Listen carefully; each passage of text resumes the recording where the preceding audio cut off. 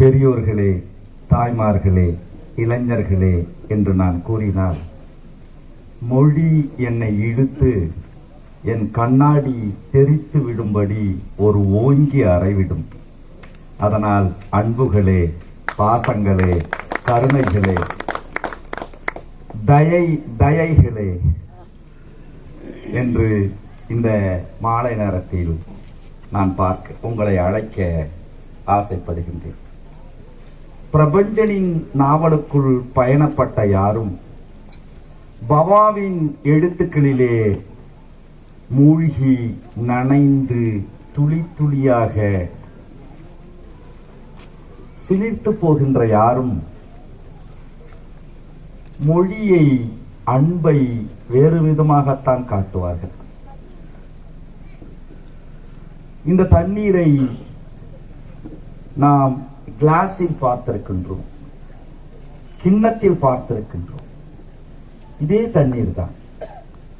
இந்த தண்ணீரை எடுத்து வேதியியலால் விசாரித்தால் இதில் H2O தான் இருக்கிறது. வீட்டிலே டேப்பிலே கொஞ்சம் கொஞ்சமாக கொட்டுகின்ற அந்த தண்ணீரிலும் H2O தான் இருக்கிறது. இதுவரை தண்ணீரே பார்க்காததை போல இங்க வந்த பிறகு எல்லோரும் தண்ணீரை பார்த்தோம். இந்த தண்ணீர் எவ்வளவு ஆச்சரியமோ அதே போலத்தான் பவாவின் மொழி. நான் பார்க்கிறேன், என் வலது பக்கம் வள்ளலாரின் தோளுக்கு மேலே பிரபஞ்சன் சார் கையை போட்டுக்கொண்டு, உங்களுக்கு ஒன்றும் பிரச்சனை இல்லைங்களே சார், நான் ஒரு சின்ன சிகரெட் அடித்து விட்டால் உங்களுக்கு ஒன்றுமே பிரச்சனை இல்லையே. வள்ளலார் கோவிந்து பக்கம் திரும்பிக் கொள்கிறார். கோவிந்து பிரபஞ்சன், கோவிந்து பவாவை அழைக்கிறார், இங்க கொஞ்சம் வாங்க பவா அப்படி என்று. வேறு ஒன்றும் இல்லை. இந்த கதை ஒரு காலையில் தொடங்குகிறது. அன்றைக்கு கோவிந்தனுடைய அழகு பேரழகு. கோவிந்திடம் எல்லாமே இருந்தது. இந்த கதை ஒரு மாலையில் முடிகிறது. கோவிந்திடம் அதைவிடவும் எல்லாமும் இருக்கிறது. இல்லை என்று சொல்லிவிட முடியாது. நமக்கெல்லாம் இருக்கின்ற மிகப்பெரிய மகிழ்ச்சி பவாவின் மீது. தாமிரபரணி நரடிக்கரையில் நல்லையப்பர் இதோ எங்கள் தாமிரபரணி என்று தமிழகத்துக்கு காட்டிவிட்டார். வைகையிடம் வந்து மீனாட்சியும் அழகரும் இதோ எங்கள் வைகை என்று தமிழ்நாட்டுக்கு மீனாட்சியை காட்டினார், அழகரை காட்டினார்கள். எங்கள் தென்பண்ணை கரக்கு பவாவும் பிரபஞ்சனும் தான். இப்பொழுது பவா தென்பண்ணையை தூக்கி காட்டுகிறார். அவர் விரல் வழியாக தென்பண்ணை வழிந்து பவாவில் ஓடுகிறது. மகாநதி, யாராவது மகாநதி எது என்று கூகுளில் போய் தேடி பார்த்தால் கூகுள் ஒரு அழகான குழப்பத்திற்கு அழைத்து செல்லும். பிரபஞ்சம் முழுவதும் தேடினாலும் ஒரு அழகான குழப்பத்திற்கு அழைத்து செல்லும். பவா, நாங்கள் எல்லாம் கதை கேட்டவர்கள் தான் பவா. அப்பா மீது கால் போட்டு கொண்டு கதை கேட்டவர்கள். அம்மாவினுடைய அந்த அழகான புடவை, மீன் குழம்பு வாசனை அடிக்கின்ற புடவை, சாம்பார் வாசனை அடிக்கின்ற புடவை, கீரை வாசனை அடிக்கின்ற புடவை, இப்படி கதை கேட்டவர்கள் தான் பவா. திண்ணையிலே படுத்துக்கொண்டு கதை கேட்டவர்கள் தான் பவா. உலகம் முழுவதும் கொட்டவர்கள் தான் பவா. இவ்வளவு உண்மையும் இந்த முல்லை வனத்திற்கு அழைத்து வந்திருக்கிறீர்களே. இப்பொழுது எங்களுக்கு பெற்றோர்கள் இல்லை கால் போடுவதற்கு, கை போடுவதற்கு. அந்த மிக அழகான புடவைகள் கூட எங்களிடத்திலே இல்லை. ஆனால் அந்த எங்கள் காலை இன்னும், எங்கள் கைகளை இன்னும் பிரபஞ்சனின் மீது, பவாவின் மீது போடுவதற்காகத்தான் வந்திருக்கின்றோம். கைகளை எங்கே வைப்பது பவா? 10 லட்சம் ரூபாய் கார் வாங்கி அதன் மீது வைக்கலாம், அல்லது ஒரு அழகான டீபாய் மீது கைகளை வைக்கலாம். அதைவிடவும் இந்த வரி இந்த கதைகளில் வருகிறதே பாபா, கண்டிப்பாக நான் சொல்கிறேன், புதுமை பித்தன் தான் சிற்றன்னையை எழுதினார். புதுமை பித்தன் தான் சிற்றன்னையை எழுதினார். சிற்றன்னை ஜான் குட்டன்பர்க்கினுடைய அச்சில் தான் அச்சடிக்கப்பட்டது. ஆனால் நம் மகேந்திரன் எடுத்த போது அது வேறு ஒன்றாக வந்தது. எங்கள் காதுகளில் மகேந்திரன் பவா செல்லதுரை. இது அதான் நான் சொல்கிறேன், இந்த 200 பக்கம் வேறு விஷயம். இதற்கு பிறகு மகாநதி எடுக்க போகின்ற அவதாரம் வேறு விஷயம். அவதாரம் வேறு விஷயம். பழைய வாழ்க்கையை பற்றி எனக்கு எந்த பச்சாதாபமும் இல்லை. கோவிந்தன் சொல்கின்ற ரொம்ப அழகான வரி, பழைய வாழ்க்கையை பற்றி எனக்கு எந்த பச்சாதாபமும் இல்லை. இதோ நம் பெண்ணையாரை கேளுங்கள், நேற்றைய வெள்ளத்தை பற்றி எனக்கு எந்த வருத்தமும் இல்லை, நாளைய வறட்சியை பற்றி எனக்கு எந்த வருத்தமும் இல்லை. ஏனென்றால் நான் ஆறு. வள்ளலாரை கூட்டி கேட்டார், என் 6 கால பூஜையை விட இந்த ஆறுக்கு அருகில் பேசுகின்ற பவாவில் இருந்துதான் நான் நிறைய வெளிச்சத்தை பார்க்கிறேன். எவ்வளவு பெரிய கொடுமை! 1867 தமிழர்கள் மறந்துவிடக் கூடாது. அதை விடவும் இந்த பெரும் கதையாடல் 11 மே மாதம் 23ஆம் தேதி 1867 வைகாசி மாதம் 11ஆம் தேதி தான் வள்ளலார் அந்த அணையா அடுப்பை ஏற்படுத்தினார். 11ஆம் தேதி. அந்த 11 தான் பெருங்கதையாடல் 11ஆக வந்திருக்கிறது. பவா, எங்களுக்கு நாங்கள் இன்னும் நேசிக்க வேண்டும், இன்னும் மனிதர்களை புரிந்து கொள்ள வேண்டும். நாங்கள் வைத்திருக்கின்ற இந்த அரடி ஸ்கேல், ஒரு அடி ஸ்கேல், நீதி கதைகள், மாரல் ஸ்டோரி, இவைகளையெல்லாம் ஒரு மூலையிலே வைக்க வேண்டும். அதற்காகத்தான் தமிழ்நாட்டின் மூலைகளிலிருந்து இந்த முல்லைவனத்திற்கு வந்திருக்கின்றோம். பவாவின் சொற்களை கேட்க நன்றி. வந்துட்டு என்ன ஒரு வாழ்த்துறைன்னு சொன்னோன்னா எனக்கு என்ன சொல்றதுன்னே தெரியல. உங்களை போல நானும் வந்துட்டு கதைகளை கூர்ந்து கேட்டு அதே நேரத்தில் வந்துட்டு படிக்கணும்னு ஆசைப்படுற ஒரு ஆள். கூடுமான வரைக்கும் நான் என்ன பண்ணிடுவேன்னா வந்துட்டு கதையை கேட்கறதுக்கு முன்னாடி வந்து படிச்சுடுவேன் நான். ஸோ எனக்கு என்னன்னா, ஒரு மிகப்பெரிய நல்ல தேர்ந்தெடுத்த ஒரு வாசகன், ஒரு விமர்சகனாக கூட இருக்கலாம். ஆனால் பாபா வந்துட்டு தான் விமர்சகன்ற ஒரு புள்ளியை வந்துட்டு முழுக்க விளக்கிட்டு வாசிச்சு அதோட வந்துட்டு எந்த டைம்ல எப்படி கொடுக்குறாருன்றத நானும் முன்னாடியே வந்துட்டு அந்த கதையை படிச்சு அங்கங்க அண்டர்லைன் பண்ணிட்டு திரும்பி கேட்கும் பொழுது நம்மளோட ரீடிங் சென்ஸ் வந்துட்டு ஷார்பன் ஆகிறது over period of a time. Right? எப்படி வந்துட்டு ஒரு நல்ல ஒரு ஸ்டோரியில இருக்கிற நுவான்சஸை வந்துட்டு எப்படி நம்ம கண்டுபிடிக்கிறது, எப்படி ஒரு ரைட்டர் வந்துட்டு ஒரு சினாரியோவை எக்ஸ்பிளைன் பண்றாப்புல அது எப்படி வந்து அந்த கதையை வந்துட்டு தூக்கி நிறுத்துறது, இந்த மாதிரி வந்துட்டு ஒரு மிகப்பெரிய ஒரு வாசிப்பு அனுபவம், ரீடிங் பிளஷர் அப்படின்னு சொல்லுவாங்க. அதை நீங்க வந்துட்டு தொடர்ந்து கதையை கேட்கணும், கதையை கேட்டுட்டு அந்த கதையை திரும்பி படிக்கணும். திரும்பி வரும்பொழுது உங்களோட அண்டர்ஸ்டாண்டிங் ஆஃப் த ஸ்டோரி வந்துட்டு ரொம்ப ரொம்ப இன்க்ரீஸ் ஆகிட்டே இருக்கும். இது வந்துட்டு ஒரு இன்ஃபைனைட் ஸ்பைரல் மாதிரி தொடர்ந்து போயிட்டே இருக்கும்போது ஒரு புள்ளியில நீங்க எங்கேயோ ஒரு இடத்துல நீங்க வந்துட்டு அந்த ரைட்டருக்கு பக்கத்திலேயே கூட நீங்க போயிடுவீங்க.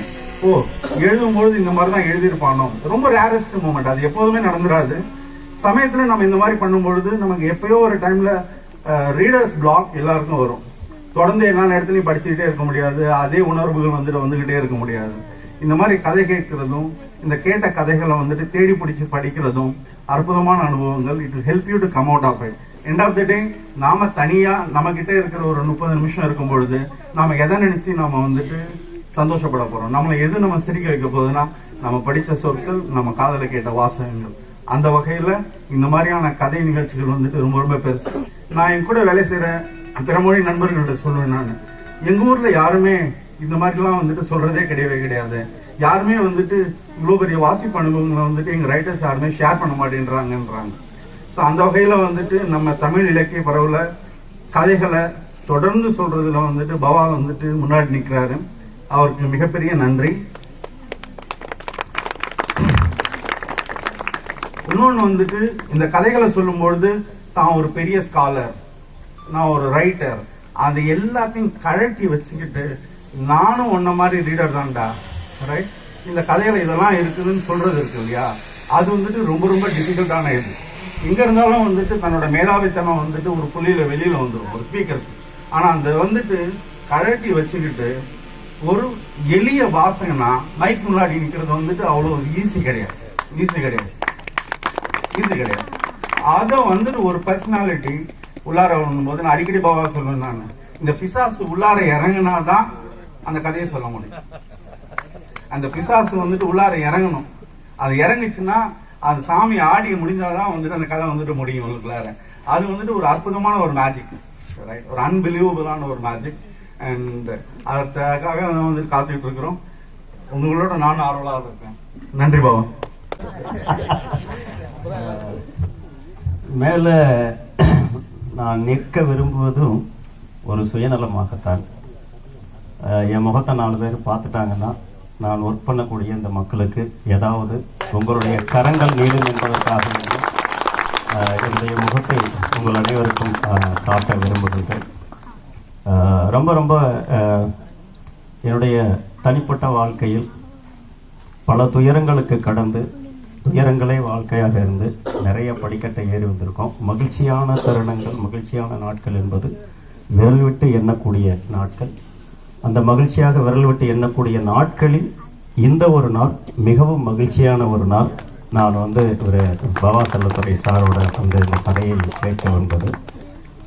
இன்னொரு மிக மகிழ்வான நாள் வந்து பார்த்தீங்கன்னா, நான் சார்கிட்ட தான் சொன்னேன், சார் நான் நிறைய மீட்டிங் போகிறோம், எல்லாமே வந்து பார்த்திங்கன்னா அலங்காரம் ஆணவம் உள்ள மனிதர்களோடு தான் வந்து என்னுடைய தொடர்பு இருந்திருக்கு. ஆனால் அலங்காரமே இல்லாத இந்த மனிதர்களோடு வந்து எனக்கு செய்கிறது வந்து எனக்கு உண்மையிலேயே ரொம்ப ரொம்ப சந்தோஷம். நான் உங்களை போன்று நான் வந்து ஒரு தீவிர வாசிப்பாளன் இல்லை, எனக்கு அதற்கான டைமும் எனக்கு கிடைப்பதில்லை. ஆனால் பாபாவினுடைய ஒவ்வொரு கதைகளையும் அவர் சொல்ல கேட்டு நேசிப்பாளன் நான். எப்பொழுதெல்லாம் ஒரு மனிதன் நேசிக்க கற்றுக்கொள்கிறானோ அவரெல்லாம் மனிதனுக்கு தோழராக இருக்கக்கூடியவர். அதனால் அவர் வந்து நேசிக்க, அவருடைய ஒவ்வொரு கதைகளையும் நாம் கேட்கும்போது மிக குறுகிய நாளங்களில் தான் நம்ம கேட்டுட்டு வர்றேன். ஆக்சுவலாக வந்து அவர் என்னுடைய மிக அருகில் இருக்கிறார். என்னுடைய கையை பிடித்து என்னுடைய வாழ்க்கையை செம்மையாக நடத்தி கொண்டு இருக்கிறார். அவர் வந்து எனக்கு வந்து மிக சொல்றதுனால அவருக்கு வந்து உரிமையோடு நான் அண்ணன் என்றே அழைக்க விரும்புகிறேன். அந்த ஒரு தாக்கத்தை என்னோட ஏற்படுத்தியிருக்கிறார். 3 வகையான தாக்கங்களை மட்டும் சொன்னால் அவர்கள் வந்து நல்லா இருக்கும். டைம் இல்லை, ஏன்னா பவா சொல்லுவாங்க, ஒரு தடவை வரும்போது வந்து நிறைய டைம் எடுத்துக்கிட்டாங்க. ஜேகே சார் போகும்போது எல்லாரும் பேசி முடிச்சிட்டாங்க, அதனால் நீங்கள் கிளம்புங்க, நான் இன்னொரு பேசிக்கிறேன்னா அந்த வாய்ப்பை கொடுக்கக்கூடாது அப்படிங்கிறதுக்காக வேண்டி நான் சொல்கிறேன். அதாவது வந்து 3 வகையான மாற்றங்கள். நிச்சயமாக என்னுடைய வேலைப்பளு காரணமாக என்னுடைய தனிப்பட்ட வாழ்க்கையில் என்னுடைய மகன்கள் மீதும் மனைவி மீதும் ஒரு ஆணினுடைய ஆதிக்க மனப்பான்மையோடு தான் நான் இருந்து வந்திருக்கிறேன்.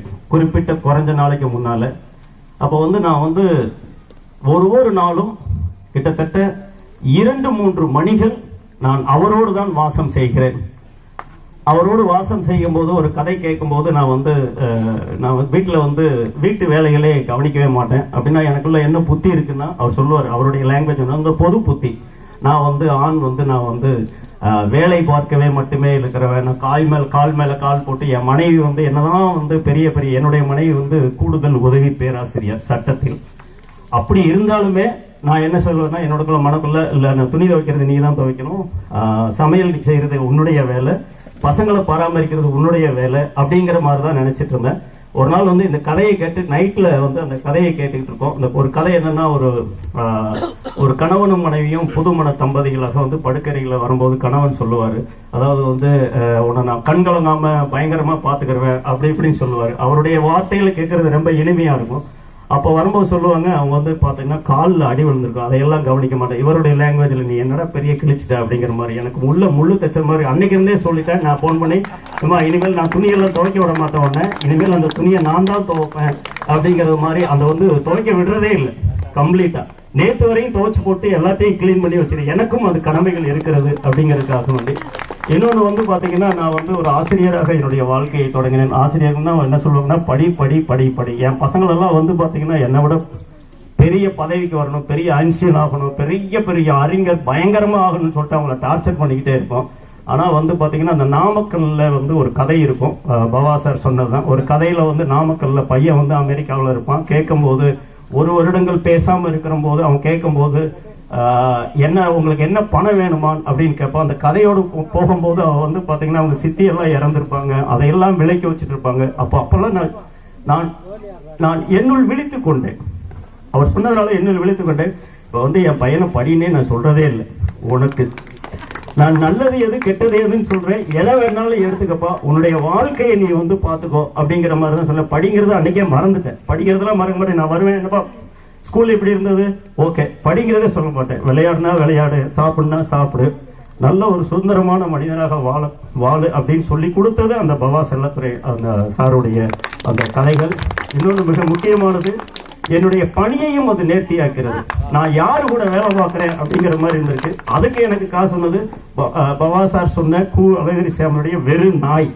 அதுல வந்து பாத்தீங்கன்னா, இந்த மருத்துவரையும் அவர்கள் வீட்டுல கொல்லைப்புறத்துல வேலை பார்க்குற ஒருத்தரையும் வந்து அந்த சொன்ன கதைகள் வந்து பாத்தீங்கன்னா, நாம் யாருக்காக இருக்கிறோம், இந்த வர்க்க பேதம் உள்ள இந்த சமுதாயத்தை வந்து மாற்றணும், அதெல்லாம் கொண்டு வரணும் அப்படிங்கிற ஒரு மிகப்பெரிய விழிப்புணர்வு எனக்கு வந்து அவர் வந்து ஆக்சுவலா எனக்கு வந்து பாத்தீங்கன்னா ஒரு கலங்கரை விளக்கம் மாதிரி அந்த கதைகள் படிச்சுட்டு என்னால வாசிக்க முடியாது, ஆனா அதை கேட்கறது மூலமாக மிகப்பெரிய மாற்றங்கள் நடந்திருக்கு. உண்மையிலேயே இந்த பெருங்கதையாடல் இதை பார்த்தா நினைச்சேன், நான் என்ன நினைச்சேன், நான் பெற்ற இன்பம் பெருகைய வையகம் அப்படிங்கிற மாதிரி சொல்லிட்டு வருகிற 2ஆம் தேதி 3 முதல் மாலை 3லிருந்து 5 மணிக்கு இருளர் பழங்குடியில் மாசி மகன் சொல்லிட்டு ஒரு விழா நடத்துவாங்க. அந்த விழாவில் 80,000 முதல் 1,00,000 இருளர் பழங்குடியின மக்கள் மகாபலிபுரம் கடற்கரை எங்கும் பறந்து விரிந்து வந்து ஒரு 3 நாள் இருப்பாங்க. அதுல ஒரு 400 முதல் 500 பழங்குடியின இளைஞர்களை நடத்தி நம்ம பவா செல்லத்துறை சார் அவர்கள் வந்து பேசணும்.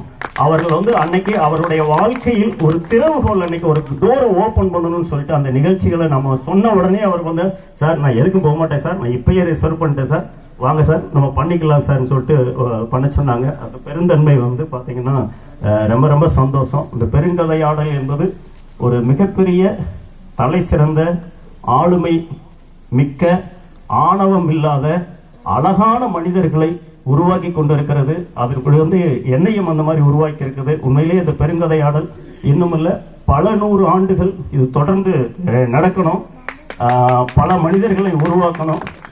உண்மையிலேயே வந்து பார்த்தீங்கன்னா படிப்பு வரும்போதே வந்து பார்த்தீங்கன்னா, சார் ரொம்ப பேசுறேன்னு நினைக்கிறேன், படிப்பு வரும்போதே வந்து ஆணவம் மமதை இதெல்லாம் எங்க அரசு இது வந்து பார்த்தீங்கன்னா நான் பல தடவை சொல்றது தான், அந்த இனம் பல இனம் வந்து பிறப்பிலேயே தோன்றும், பிறப்பிலேயே தோன்றாத ஒரு இனம் இந்த அரசு அதிகார வர்க்கங்கிற ஒரு இனம்.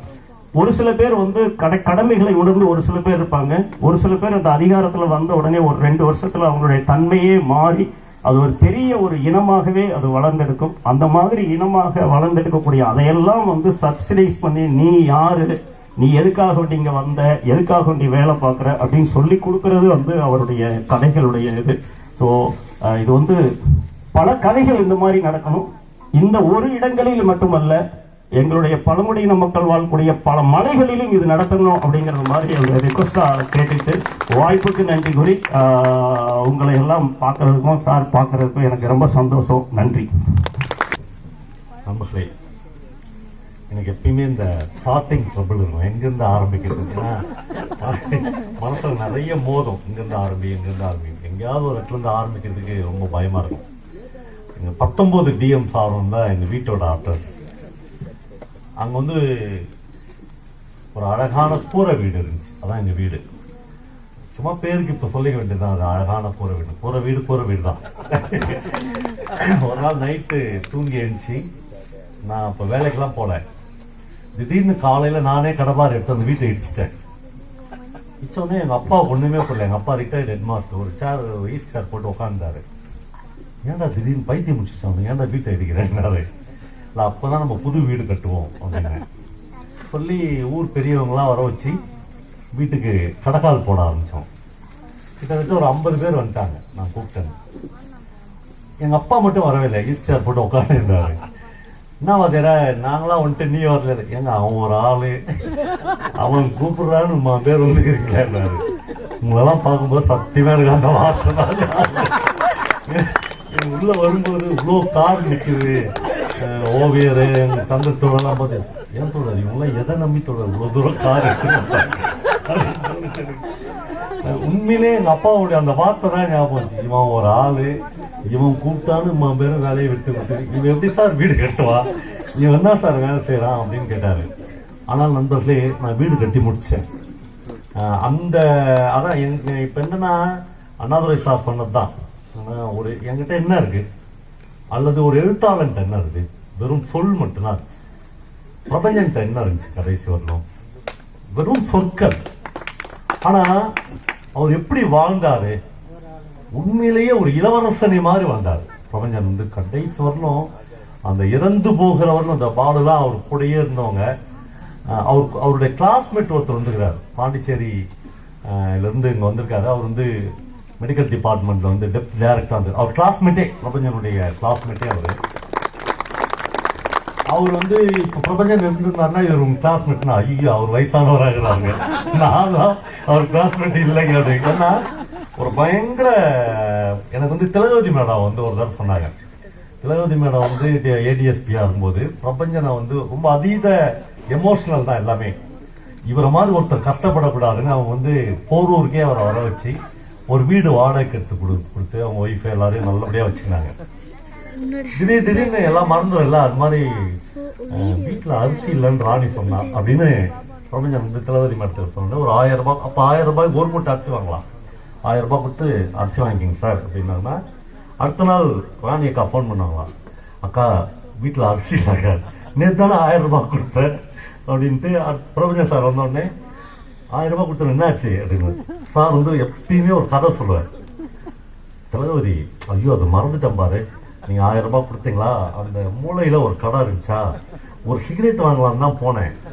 ஒரு சிகரெட் வாங்கலான்னு போனா ஒரு நல்ல பர்ஃபியூம் வச்சிருந்தான், எவ்வளோன்னு கேட்டேன், 760 ரூபான்னா. ஒரு பர்ஃபியூம் வாங்கிட்டேன், பாதி மூட்டை அரிசி காலி. அதாவது அவங்க சொல்றாங்க, ஒரு கலைஞனை அப்படித்தான் நான் புரிந்து கொண்டேன். ஒரு அரசு அதிகாரி, ஒரு ஆர்டிஸ்ட் மனநிலை ஒரு நாள் கூட அவங்க அதுக்காக அவர்கிட்ட கோச்சுக்கிட்டே இல்லை. அப்புறம் எங்க இருந்து ஏன் இந்த மாதிரி கதைகளை பிரபஞ்சனால எழுத முடிஞ்சு அப்படின்னு நான் யோசித்து பார்த்தேன். எங்க இருந்து ஒரு மனுஷன் வரான்றது தான் அவனுடைய படைப்புகள் கரெக்டா வந்து பொருந்தும். என்னன்னா பிரபஞ்சனுடைய அப்பா தான் இந்த கோவிந்த மாமா. இந்த கதையில வர கோவிந்த மாமா அப்படின்னு அவர் எழுதுறது வந்து அவருடைய அப்பா தான். அவங்க அப்பா யாரு அப்படின்னா பாண்டிச்சேரியில ஒரு 7-8 தென்னந்தோப்புகளுக்கு உள்ள இருக்கிற கல்லுக்கடைகளுக்கு ஓனரா. பாண்டிச்சேரியில மிக பிரபலமான என்பது கூட தவறான வார்த்தை, மதிப்புமிக்க ஒரு மனுஷனாக இருந்திருக்கிறார். அவரை தெரியாதவர்களே கிட்டத்தட்ட பாண்டிச்சேரியில இல்லை. அவர் வந்து கிராமணியார், கோவிந்த கிராமணியார் போறாரு அப்படின்னா அவ்வளவு மரியாதைக்குள்ள ஒரு மனிதனாக அவர் இருந்திருக்கிறார். ஒரு நாள் அவர் தான் பையனை கூட்டின்னு போய் பாண்டிச்சேரியில் இருக்கிற மிகப்பெரிய நூலகத்துல என் பையனை உறுப்பினராக சேர்த்துங்க அப்படின்னு கேட்கிறார். நண்பர்களே, அப்படியே இந்த இடத்துல நான் கதையை நிறுத்துறேன். நாம் நம்முடைய பிள்ளைங்கள்ல எத்தனை பேரை கூட்டின்னு போய் கைப்பிடிச்சி எங்க ஊர் லைப்ரரியில உறுப்பினராக சேர்த்துக்கன்னு சொல்லிடுவோம். நம்ம மனசாட்சி கை வச்சு சொல்லுங்க. ஒரு குழந்தைய கூட்டின்னு போய் நீட்டு எக்ஸாம்ல நாமக்கல்லே தங்கிடு, ராசிபுரத்திலே தங்கிடு, அம்மா வந்து அங்கேயே சோறாக்கி போட சொல்றேன், அம்மா செத்துட்டா அங்கேயே எடுத்து பொச்சிட்டு வந்துடலாம், ஆனா நீ மட்டும் டாக்டர், எதுக்குடா அவன் டாக்டர் ஆகணும்? அப்போ எந்த மாதிரி ஒரு கல்ச்சர்ல இருந்து ஒரு பையன் வந்திருக்கான் பாருங்க, கூட்டின்னு போய் என் பையனை வந்து மெம்பரா சேர்த்துக்கன்ற. அந்த லைப்ரரியன் சொல்றாரு சேர்த்துக்க முடியாது. ஏன்? உங்க பையன் சின்ன பையங்க, அவனுக்கு என்ன அவனு முடிஞ்சு போனா 10 வயசு இருக்குமா? சரி 10 வயசு பிள்ளைய சேர்க்கூடாதுன்னு ரூல்ஸ் இருக்குதா? ரூல்ஸ் இருக்குது. எப்படி ரூல்ஸ் இருக்கு? புஸ்தகத்தை கீழ்ச்சிட்டு வான்றான். அவன் ஏமா பெரிய அறிவாளி பாரு. ஒரு புள்ள தோணி தொடங்கி வருது, அவன் சேர்க்க மாட்டேன்றான். புஸ்தகத்தை கீழ்ச்சிட்டு வாங்கினோன்னே நீங்க நம்பவே மாட்டீங்க. அவங்க அப்பா அடுத்தது எங்க தெரியுமா போறாரு? முதலமைச்சர் வீட்டை போய் கதவு தட்டுறாரு. இப்ப குபேர் அப்படின்னு ஒரு முதல்வர் இருக்கிறார். அவர் வந்து என்ன மிஸ் அப்படின்னு கேட்கிறாரு. என்ன கிராமணியார், என்ன இந்த நேரத்துல பையனை கூட்டின்னு வந்துக்கிறீங்க? ஒண்ணு இல்லைங்க, எங்க பையனை வந்து லைப்ரரியில மெம்பரா சேர்த்துக்க மாட்டாங்க. எனக்கு தெரிஞ்சு உலகத்திலேயே லைப்ரரியில பையனை சேர்த்துக்கல அப்படின்றதுக்காக முதலமைச்சர்கிட்ட ரெக்கமெண்டேஷன் போனவர் இந்த கிராமணியாரா மட்டும்தான் இருக்கும். எனக்கு ஹைவேஸ்ல கான்ட்ராக்ட் கொடு, பிடபிள்யூடில கான்ட்ராக்ட் கொடு அப்படின்னு கேட்கறது தான் ஒருத்தர் முதலமைச்சர்கிட்ட அப்பாயின்மெண்டே வாங்குவான். என் பையனை படிக்கிறதுக்கு அலோவ் பண்ண மாட்டாயா? அவர் வந்து அந்த அந்த லைப்ரரியில கூப்பிடு அப்படின்னு கூப்பிடுறாரு. இந்த பையனை ஏன் சேர்த்துக்க மாட்டேற? அவன் புஸ்தகத்தை கிழிச்சலாம், அது குளிச்சா போறான், நான் வாங்கி தரேன், இவனை சேர்த்துக்கன்றாரு. இந்த பிராட்டப்ல வளர்ந்த ஒரு பையன், இந்த பிராட்டப்ல வளர்ந்த ஒரு பையன் எப்படி வந்து மகாநதி மாதிரி ஒரு நாவலை எழுதாம இருக்க முடியும் தான் எனக்கு தோணுச்சு.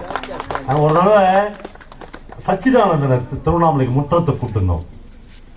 அவர் சொன்னாரு, அவர் பெரிய போயிட்டு ஒரு 2-3-4 வருஷத்துக்கு முன்னாடி அவருடைய பெயர் வந்து நோபல் பரிசுக்கெல்லாம் ரெக்கமெண்ட் ஆச்சு. பல டிவிலாம் அனௌன்ஸ் பண்ணிட்டாங்க அவருக்கு தான் நோபல். அப்புறம் ஏதோ மிஸ் ஆச்சு. அவரை திருவண்ணாமலையில கூட்டு வந்து டேனிஷன் ஸ்கூல்ல முற்றத்துல பேச வச்சோம். அவர் சொன்னாரு, பைத்தியத்துக்கும் கவிஞனுக்குமான இடைவெளி இல்ல, அது ஒரு சின்ன கோடு. பல நேரங்கள்ல நாங்க அங்க போயிடுவோம், அவங்க இங்க வந்துருவாங்க. எங்க வீட்டுல தொடர்ச்சியா சித்தத்தீர சுவாதீனம் பிடித்தவங்க அவங்கள தனியா அடைச்சு வைக்கிறதுக்கு அல்லது வாழறதுக்குன்னே ஒரு அறை இருக்கும். அந்த அறையில எங்க சின்ன பாட்டி இருந்தாங்க, எங்க சித்தி இருந்தாங்க, யாராவது ஒருத்தர் ரெகுலரா அங்க இருந்து நேர்ப்பாங்க. அந்த பிராட்டப்ல, அந்த வளர்ப்பில் வந்த நான் கோழிக்கொண்டைகளின் சிறப்பை பற்றி எப்படி கவிதை எழுதாமல் இருக்க முடியும் அப்படின்னு கேட்டார். எனக்கு பயங்கர ஆச்சரியமாச்சு. என்ன சொல்றாரு சச்சிதானந்தன்னா, ஒரு உண்மத்த நிலை இருக்குதுல்ல, எல்லாத்தையும் மீறின துறவு நிலையில் ஒரு உண்மத்த நிலை இருக்குல்ல, அதுதான் கவிதையாவும் வரும். அது கொஞ்சம் முத்திச்சுன்னா அந்த ரூமுக்கு போயிட வேண்டியதுதான், சித்தி இந்த ரூமுக்கு போயிட வேண்டியதுதான்.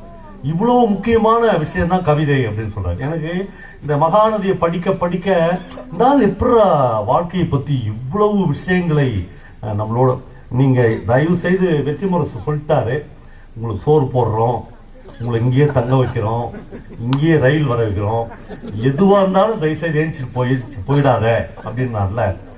ஏன் நான் இன்னைக்கு ஒரு புது பரிசோதனை முயற்சியா இந்த கதையை நான் 2 மணி நேரத்திலிருந்து 2.5 மணி நேரம் வரல இந்த புஸ்தகம், இந்த நோட்ஸ் எல்லாத்தையும் தூரம் தூக்கி போட்டு சொல்ல முடியும். ஏனென்றால் இந்த கதையை முழுக்க முழுக்க என்னுடைய ரத்தத்தில் ஏற்றிருக்கிறேன். ஆனால் நண்பர்களே, ஒரு கதை சொல்லுவோனாக மட்டும் இல்லாமல் பிரபஞ்சனுடைய எந்த வரியும் தப்பித்து விடக்கூடாது என்பதற்காக பல இடங்களை நான் இதில் உங்களுக்கு என் மகன் மீது தோளில் கை போட்டு கேட்டுக்கு தம்பி என்று என் பெட்ல உட்கார்ந்து அவன் கூட சொல்வது மாதிரி சொல்ல வேண்டும் என்று ஆசைப்படுகிறேன். தயவு செய்து நீங்கள் உங்களுடைய காதுகளை மட்டும் எனக்கு கொடுக்க வேண்டும் என்று நான் ஆசைப்படவில்லை, என்னை கட்டி அணைத்துக் கொள்ள வேண்டும் என்று நான் ஆசைப்படுகிறேன். நான் ரொம்ப நாளா அந்த கதையெல்லாம் சொல்ல, சமீபத்தில் தங்கர் பச்சானுடைய பையன் கல்யாணத்துக்கு போயிருந்தேன். போனோடனே அங்க வந்து நிறைய அரசியல் பிரமுகர்கள் நீங்க பார்த்துட்டு நிறைய பேர் வந்தாங்க. சீமான் அண்ணன் வந்து பார்த்தேன். நான் சொல்றது இந்த நாம் தமிழர் சீமான் இல்ல, அதுக்கு முன்னாடி எங்களுக்கெல்லாம் பங்கு கறியெல்லாம் செஞ்சு போட்ட சீமான் அவரு. அவர் கண்ணில் மாட்டக்கூடாதுன்னு நான் போனா என்னை பார்த்துட்டாரு. பார்த்து என்னை கட்டி பிடிச்சி காதுல எனக்கு மட்டும் கேட்குற மாதிரி, ஏன் கதை சொல்றது இல்லை அப்படின்னு கேட்டாரு. கேட்டானே, ஆனா ஒரே ஆர்ட் திரும்ப திரும்ப நிகழ்ந்துச்சுன்னா அது நீர்த்து போயிடுனா, அதெல்லாம் எனக்கு வேணாம். ஒரு நாளைக்கு எல்லா பஞ்சாயத்தையும் முடிச்சுட்டு, உங்களுக்கு தெரியும் ஒரு நாளைக்கு எத்தனை பஞ்சாயத்து அவருக்கு இருக்குதுன்னு, எல்லா பஞ்சாயத்தையும் முடிச்சுட்டு கடைசியா உன் கதையை கேட்டு அண்ணன் தூங்குவேன். சமீபத்தில் தூங்கல, இந்த கதையை மறுபடியும் சொல்ல அப்படின்னாரு. என்னவோ 2 வருஷமா சொல்ல வேணான்னு தோணுனது ஒரு ஃபிராக்ஷன் ஆஃப் த செகண்ட்ல மாறிடுச்சு. அன்னைக்கு நைட்டு கார்ல வரும்போது ஏன் மறுபடியும் சொன்னாங்கண்ணா அப்படின்னு. அதான் இந்த தென்பெண்ணை இலக்கிய சமவெளியில நம்மளே இந்த நான் வந்து இந்த ஒவ்வொருத்துக்கும் ரீடிங்ல பல அம்சம் உண்டு. செந்தில் வந்து மகாநதி அப்படியே கரைச்சி குடிச்சிட்டு தான் அந்த 10ஆயிரத்துக்கு வந்தாரு. அவர் ஒரு புஸ்தகம் வச்சிருந்தார், அதை வாங்கி பார்த்தேன். அதில் அண்டர்லைன் பண்ணாத வார்த்தைகளே இல்லை. நான் வாழ்க்கையில் அண்டர்லைன் எல்லாம் பண்ணி படிக்கவே மாட்டேன். அண்டர்லைன் எல்லாம் ஃபுல்லா ஹார்ட்ல பண்ணிக்க வேண்டியதுதான், புஸ்தகத்துல பண்ணக்கூடாதுன்னு நினைப்பேன். ஆனால் முதல் முறையாக என் வாசிப்பு அனுபவத்தில் நிறைய இடங்களை இதில் வந்து அண்டர்லைன் பண்ணேன்.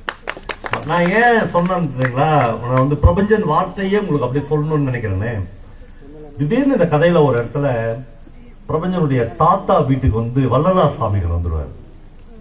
அப்படியே வெள்ள முக்காடு போட்டு அவங்க வந்து அந்த அந்த தாத்தா, அது வந்து ரொம்ப சுவாரஸ்யம். நான் பல தடவை சொல்லிட்டேன், ஆனா இந்த நாவல்ல தான் இருக்குது. அவங்க தாத்தாவுக்கு வந்து மொத்தம் வந்து 5 மனைவிகள். அவர் வந்து கொஞ்சம் கூட வெக்கப்படவே இல்லை 5 பொண்டாட்டி கட்டிக்கிறதுக்காக. நான் அவர் வந்து 5 பொண்டாட்டி கட்டினதுக்கான ஒரு நியாயம் வச்சிருப்பான். எல்லா மனுஷனும் எல்லாத்துக்கும் நியாயம் வச்சிருப்பான். அதனால 5 மனைவி நான் ஏன் கட்டினேன் அப்படின்னு அவர் ஒரு நியாயம் வச்சிருந்தார். ஒன்னும் இல்லை மச்சான், எனக்கு 5 கல்லுக்கடை இருந்துச்சு, 5 கல்லுக்கடை 5 தென்னந்தோப்புக்குள்ள இருந்துச்சு. ஒரு கல்லுக்கடைன்னா அதுக்கு ஈக்குவலா ஒரு சாத்னா கடை இருக்கணும், இந்த ஈரல் ரத்தம் போட்டிலாம். இதை ஏன் நான் இன்னொரு அந்நிய பொம்பளைக்கு விட்டு கொடுக்கணும்? இப்ப 5 பேருமே என் மனைவிகளா இருந்தாங்கன்னு வச்சுக்க, இந்த லாபமும் நம்மளுக்குள்ளே வரும். ஒண்ணு, வீடு பெரிய வீடு இருக்குது, 5 பெட்ரூம் இருக்குது, இருண்டு போட்டுமே அப்படின்னு நான் விட்டேன். ரொம்ப சாதாரணமா அதுல என்ன சொல்றாருன்னா, கடலூர்ல போய் ஒரு நாள் வந்து கமிட்டியில வந்து நெல் போட்டு வர்றார் தாத்தா. இந்த ஒவ்வொரு பாட்டியும் கொண்ட விதத்தை எங்க தாத்தா சொல்லியிருக்காருன்னு பிரபஞ்சன் இதுல எழுதுறாரு. கமிட்டியில நெல்லு போட்டு வராங்க. ஒரு அரிக்கன் லைட் வெளிச்சத்துல யாரோ ஒரு அம்மா நின்று, தாத்தா வந்து ரெட்டமாட்டு வண்டியை ஸ்லோ பண்றாரு. யாரு அப்படின்னு கேக்குறாரு. நான் ஒருத்தன் பேச்ச கேட்டுன்னு ஒருத்தன் கூட உடையான்ட்டேன் அப்படின்னு அந்த அம்மா சொல்லுது. அவன் எங்க அப்படின்னு தாத்தா கேக்குறான். அந்த நாய் இங்கேயே விட்டுட்டு போயிடுச்சு அப்படின்னு சொல்லுது. இப்போ தாத்தா அந்த அம்மா ஒத்து பாக்குறாரு. ஒரு 30-35 வயசு இருக்கும். சரி ஏறிக்கோ அப்படின்றாரு. பிரபஞ்சன் எழுதுறாரு, வலதுகால் வைத்து அந்த அம்மா ரெட்டை காட்டு வண்டியில் ஏறியது. இப்படிக்கு எங்கள் அரியாங்குப்பத்து பாட்டி இப்படித்தான் வந்து சேர்ந்தார். என் சின்ன வயசுல எங்க வீட்டுல வந்து கேட்பாங்க, அம்மா எல்லார் வீட்லயும் வயசானவங்க ஒருத்தர் இருக்கிறாங்க, அப்பா அம்மா இருக்கிறாங்க, தம்பி பாட்டிக்கிறாங்க, இந்த வீட்டுல மட்டும் வெறும் பாட்டிகளாகிறாங்க. எங்க திரும்பினாலும் ஒரு பாட்டி. நீங்க வேற இது அரியாங்குப்பத்து பாட்டி, இது நெல்லித்தோப்பு பாட்டின்னு தனித்தனியா சொல்றீங்கன்னா ஒரு பாட்டிகளையும் கொண்ட விதங்களை சொல்றாரு. இந்த வீட்டுக்கு ஒரு நாள் வள்ளலார் வர்றாரு. இப்படி ஒரு வீட்டுக்கு வள்ளலார் வர்றாரு. வந்த உடனே இதுல ஒரு பாட்டி போய் அவர் காலில் விழுது. காலில் விழுந்தா, அப்பா இந்த பாதம் வந்து எவ்வளவு தூய்மையா இருக்குது அப்படின்னு அந்த அம்மா சொல்றது. சொன்ன உடனே பிரபஞ்சன் ஒரு வார்த்தையில எழுதுறாரு, நெருப்பை அழுக்கு அண்டாது அப்படின்றார். நான் வந்து என்னுடைய மெமரியில இருந்து இதை என்ன சொன்னாலும், இப்படி ஒருத்தன் தமிழ் ப்ரோஸ் அப்படி யூஸ் பண்ணிக்கிறானே அப்படின்றத பிரபஞ்சன் சொல்லும் போதுதான் அது தெரியுது, நெருப்பை அழுக்கு அண்டாது இல்லையா அப்படின்றாரு. இப்போ நான் வந்து சத்தியமா இந்த கதைய பாகம் 1, பாகம் 2, பாகம் 3ன்னு சொன்னா நீங்க யாருமே இந்த வாசிப்பு அனுபவத்துக்குள்ள போகவே மாட்டீங்க.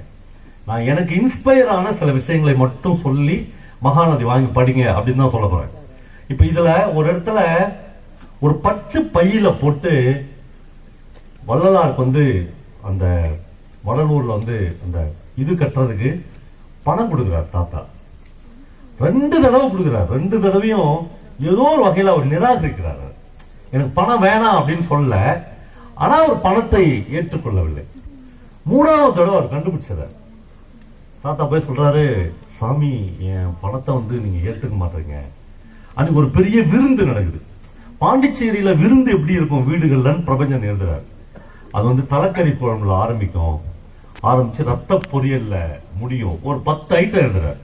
இந்த ஒரு ஐட்டமா எழுதி இதெல்லாம் வச்சதுதான் ஒரு விருந்து. இப்போ உள்ள விருந்து நடந்துனுக்குது. வெளியே அருட்பெருஞ்சோதி தனிப்பெரும் கருணை ஒரு சத்தம் கேக்குது. தாத்தா சாப்பாட்டை உதறிட்டு ஓடி வந்தா வள்ளலார் சாமிகள் நிக்கிறார். நின்ன உடனே சாமி அப்படின்னு ஒரு கையில உண்டு இந்த பட்டு பையில போட்ட காணிக்கன்னு வேணாம். ஏன் சாமி அப்படின்னு கேட்கிறார். சுடுகாட்டுல இருந்து எனக்கு காசு வேணான்ற. ஒரு வீட்டுல அசைவம் சாப்பிட்டுங்கிறத சுடுகாடு அப்படின்னு அவர் சொல்றாரு.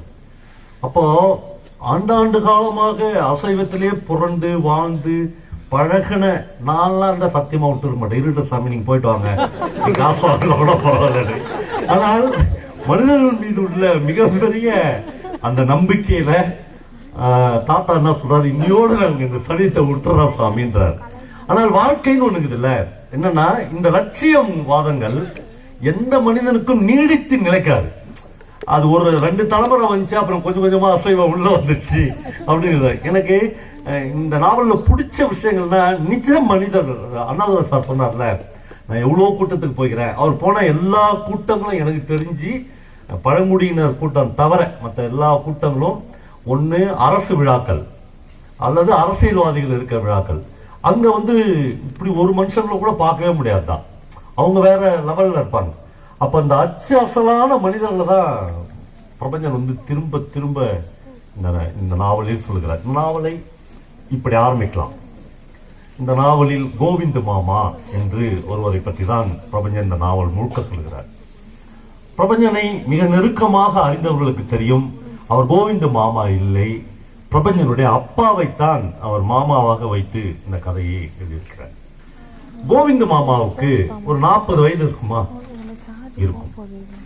கோவிந்த மாமா கதர் சட்டை போட்டு, கதர் வேட்டி கட்டி, ஒரு நல்ல மைனர் செயின் போட்டு, பாண்டிச்சேரிக்கு மத்தியில் இருக்கிற ஒரு தென்னந்தோப்புக்குள்ளாக ஒரு கல்லுக்கடை வைத்து, இந்த மாதிரி ஒரு மேடை அமைத்து, கல்லு பானைகளில் கிராமணிகள் அந்த தென்னங்கல்ல எடுத்து ஊட்டி கொண்டே இருப்பார்கள். அதை தென்பெண்ணை ஆற்றின் ஓசை மாதிரி அந்த கல் ஊற்றுகிற ஓசை ஓடிக்கொண்டே இருந்தது என்று சொல்கிறார்கள். அவர் சொல்றாரு, தென்பெண்ணைன்னு சொல்லி அவருடைய ஆறு ஓடுகிற ஓசை மாதிரி அவ்வப்போது பானைகளில் கல் நிரம்பிக் கொண்டே இருந்தது. எல்லாரும் உட்கார்ந்து சுத்தி எப்போதும் கல்லு குடிப்பாங்க. ஒருத்தர் அப்பதான் முதல் முறையாக பிரபஞ்சனின் பெயர் இந்த நாவலில் வேதநாராயணன், வேதா என்று சொல்றாரு. ஒரு பாம்புக்கு பயந்துன்னு இவரும் உத்தரான் ஒரு சின்ன பையனும் ஒரு நாள் அந்த தென்னந்தோப்புக்குள்ளாக ஓடி விடுகிறார்கள். சின்ன பசங்க எல்லாம் 2 பேரையும். ஆனால் கோவிந்த மாமா, தம்பி வாங்க என்ன அப்படின்னு விசாரிக்கிறார். முதல் முறையாக இவ்வளவு வயதான ஒரு மனிதன் 2 சின்ன பசங்களை வாங்க உட்காருங்க என்பதை வாழ்நாளில் அந்த குழந்தைகள் முதல் முறையாக அறிகிறது. சார் நம்மள ஒருத்தம் கூப்பிட்டு, நான் சொன்னேன்ல, நான் சொன்னு பேர் வண்டிங்களே, அதே மாதிரி அந்த பசங்களை கூப்பிட்டு உட்கார வச்சு, என்ன சாப்பிடுறீங்க, 2 தோசையில கொஞ்சம் போட்டி கறி போட்டு அந்த பிள்ளைங்களுக்கு கொடுத்துட்டு, நீ யார் மகன் அப்படின்னு கேட்கிறேன். இன்னார் மகன். அந்த இடத்தில் நான் சிலிர்த்து போன ஒரு வார்த்தையை பிரபஞ்சன் எழுதுகிறார். ஒரு பையனா நீ, அப்பாவை பத்தி உனக்கு என்ன தெரியும் என்று கேட்கிறார்கள். நண்பர்களே, இந்த உலகத்தில் எந்த அப்பாக்களை பற்றியும் எந்த மகன்களுக்கும் ஒன்றும் தெரியாது என்பதை இந்த ஒரு வார்த்தையிலிருந்து நான் கற்றுக்கொண்டேன். உங்க அப்பாவை பத்தி உனக்கு என்ன தெரியும் என்கிற ஒரு வார்த்தையில் நம் அப்பாவை நாம் அறிந்தது அவ்வளவுதான். நாம் அறியாத அடுக்கடுக்கான பக்கங்கள் ஒவ்வொரு அப்பாவுக்குள்ளாகவும் இருக்கிறார். அது மேன்மையாகவோ கீழ்மையாகவோ, லட்சியவாதமாகவோ லட்சியவாதம் இன்றியோ, குடும்பத்துக்கு தன்னை கரைத்துக் கொள்பவராகவோ, இரவு 2 மணிக்கு பையன் எல்லாம் தூங்கின பிறகு ஒரு பெக்கு விஸ்கி சாப்பிடுபவனாகவோ என்ன வேண்டுமானாலும் இருக்கலாம். ஆனால் இதுவரையிலும் அப்பாக்களை அறிந்த மகன்கள் உலகத்தில் இல்லவே இல்லை என்கிற ஒரு வார்த்தையை கோவிந்து வேதநாராயணை பற்றி, உங்க அப்பாவை பத்தி உனக்கு என்ன தெரியும்? கல்லு குடிச்சுங்கிற ஒருத்தன் கல்லு குடிக்க வேண்டியதுதானே, ஓ அவரு பிள்ளையா நீ அப்படின்னு கேட்கிறான். கிருஷ்ணா, இந்த உடம்புல ஓடுற ரத்தம் எல்லாம் உங்க அப்பாட்ட குடிச்ச கல்லுடான்றான். எனக்கு புதுசா இருந்துச்சு, ரத்தமே தென்னங்கல் தானடா அப்படின்னு. போயும் கல்லு கடையை விட்டுட்டு உங்க அப்பா போய் ஓட்டல் கடை வைக்கலாமா? ஓட்டல் கடை என்னடா, அது ஒரு சுடுகாடு. அவனும் ராமலிங்கலாட்டிகளை பின்பற்றான். ஓட்டல் கடை என்னடா, சுடுகாடு. கல்லு கடையே வச்சிருக்கலாம் உங்க அப்பா, உங்க அப்பாட்டு தான் நான் கல்லு குடிப்பேன், அவ்வளோ பெரிய ஆளு அப்பா என்று இந்த பையனே சொல்கிறார். இப்ப 2 சிறு பையன்களுக்கும் இந்த கோவிந்த மாமாவுக்கும் ஒரு உறவு ஏற்படுகிறது. நான் சொன்னல, மைனர் செயின் பொண்ணு பாரு, ஊர்ல ரொம்ப கௌரவமான ஆளு அதெல்லாம். ஆனால் அவர்கள் உறவினர்கள் மத்தியில் கோவிந்த மாமாவுக்கு ஒரு பெயர் இருக்கிறது. அது பொழைக்க தெரியாதவன் அல்லது கூத்தாடி. நண்பர்களே, இந்த உலகத்தில் கலைஞர்களுக்கு நாம் வைத்திருக்கிற பெயர் கூத்தாடி. மிக உயர்ந்த லட்சியங்களை மனதில் தேக்கி வைத்திருக்கிற மகா பெரிய கலைஞர்களை நம்முடைய சொந்த லௌகீக வாழ்க்கையில் ஒருவேளை அவன் தோற்றுவிட்டால் இந்த கூத்தாடி என்கிற வார்த்தை இன்னும் தரையில் விழுந்து நொறுங்கி அடிப்படும். அப்படி பல பேர் கோவிந்த் மாமாவை கூத்தாடி என்று சொல்வார்கள். கோவிந்த் மாமாவுக்கு ஒரு பேக் டிராப் இருக்குது. இந்த பேக் டிராப் இந்த வச்சுக்கிறாங்களா பேனர், அந்த மாதிரி இதே மாதிரி ஒரு மேடை, அந்த மேடைக்கு பக்கத்தில் ஒரு சுவர், அந்த சுவத்துல அவருடைய குலசாமிகள் 2 குலசாமிகளை பயமுறுத்துகிற மாதிரி அய்யனாரப்பன் காத்தவராயன் படங்கள் இருக்கிறது. அதெல்லாம் யாருக்கும் பிரச்சனை இல்லை. நடுவில் அன்பே உருவான கருணையே உருவான ராமலிங்கனார் அடிகளின் படமும் இருக்கிறது. அதற்கு கீழே லாபம் என்று மஞ்சளில் எழுதியிருக்கிறது. இதுதான் அவருடைய பேக்டிராப். இந்த பையனுக்கு இந்த முரண்பாடு ஆச்சரியமாக இருக்கிறது. 2 பயமுறுத்துற சாமிகளுக்கு நடுவே ஒரு ராமலிங்க அடிகளார் படம் இருக்கிறது. அந்த ராமலிங்க அடிகளாருக்கு பக்கத்தில் லாபம் என்று வேறு எழுதியிருக்கிறது. இவ்வளவு முரண்பாடுகளுடன் தான் மனித வாழ்க்கை இருக்கிறது. இதுதான் நம்முடைய கோவிந்த் மாமாவுடைய பேக்டிராப். கோவிந்த் மாமாவுக்கு தையல் நாயகி என்று ஒரு மாமி இருக்கிறார். நீங்க நன்றாக கவனிக்க வேண்டும். ஒரே ஒரு மாமி இருக்கிறார். ஏன்னா கோவிந்த் மாமா தன்னுடைய மூதாதையர்களில் ஒரு தாத்தா 5 மனைவிகளை வைத்துக் கொண்டிருந்ததை பெருமையாக சொல்லுகிற போதெல்லாம் கூனி குறுகி இந்த ஜெனரேஷனில் நான் வந்தோம் என்று அசிங்கப்பட்டு போவார்.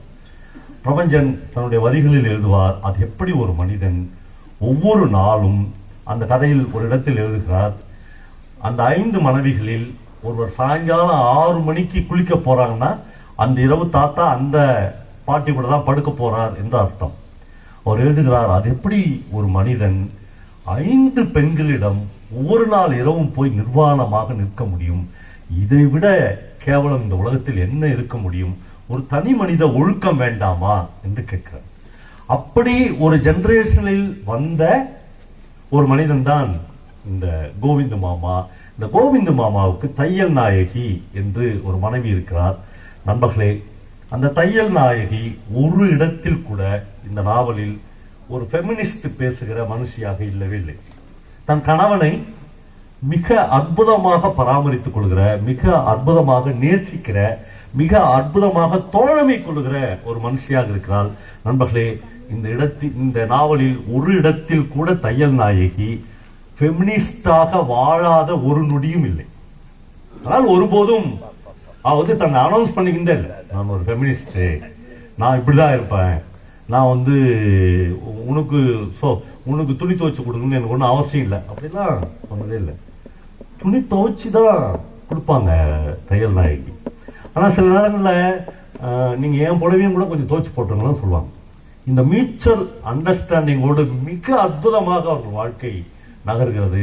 அந்த கட்டத்தில் இந்த நாவல் பாண்டிச்சேரியினுடைய சுதந்திரத்துக்கு முன்னால் எழுதப்பட்ட அந்த கட்டத்தில் ஒரு இடத்தில் கூட தையல் நாயகி நின்று கொண்டிருந்தால் என்று பிரபஞ்சன் ஒரு இடத்தில் கூட எழுதவில்லை.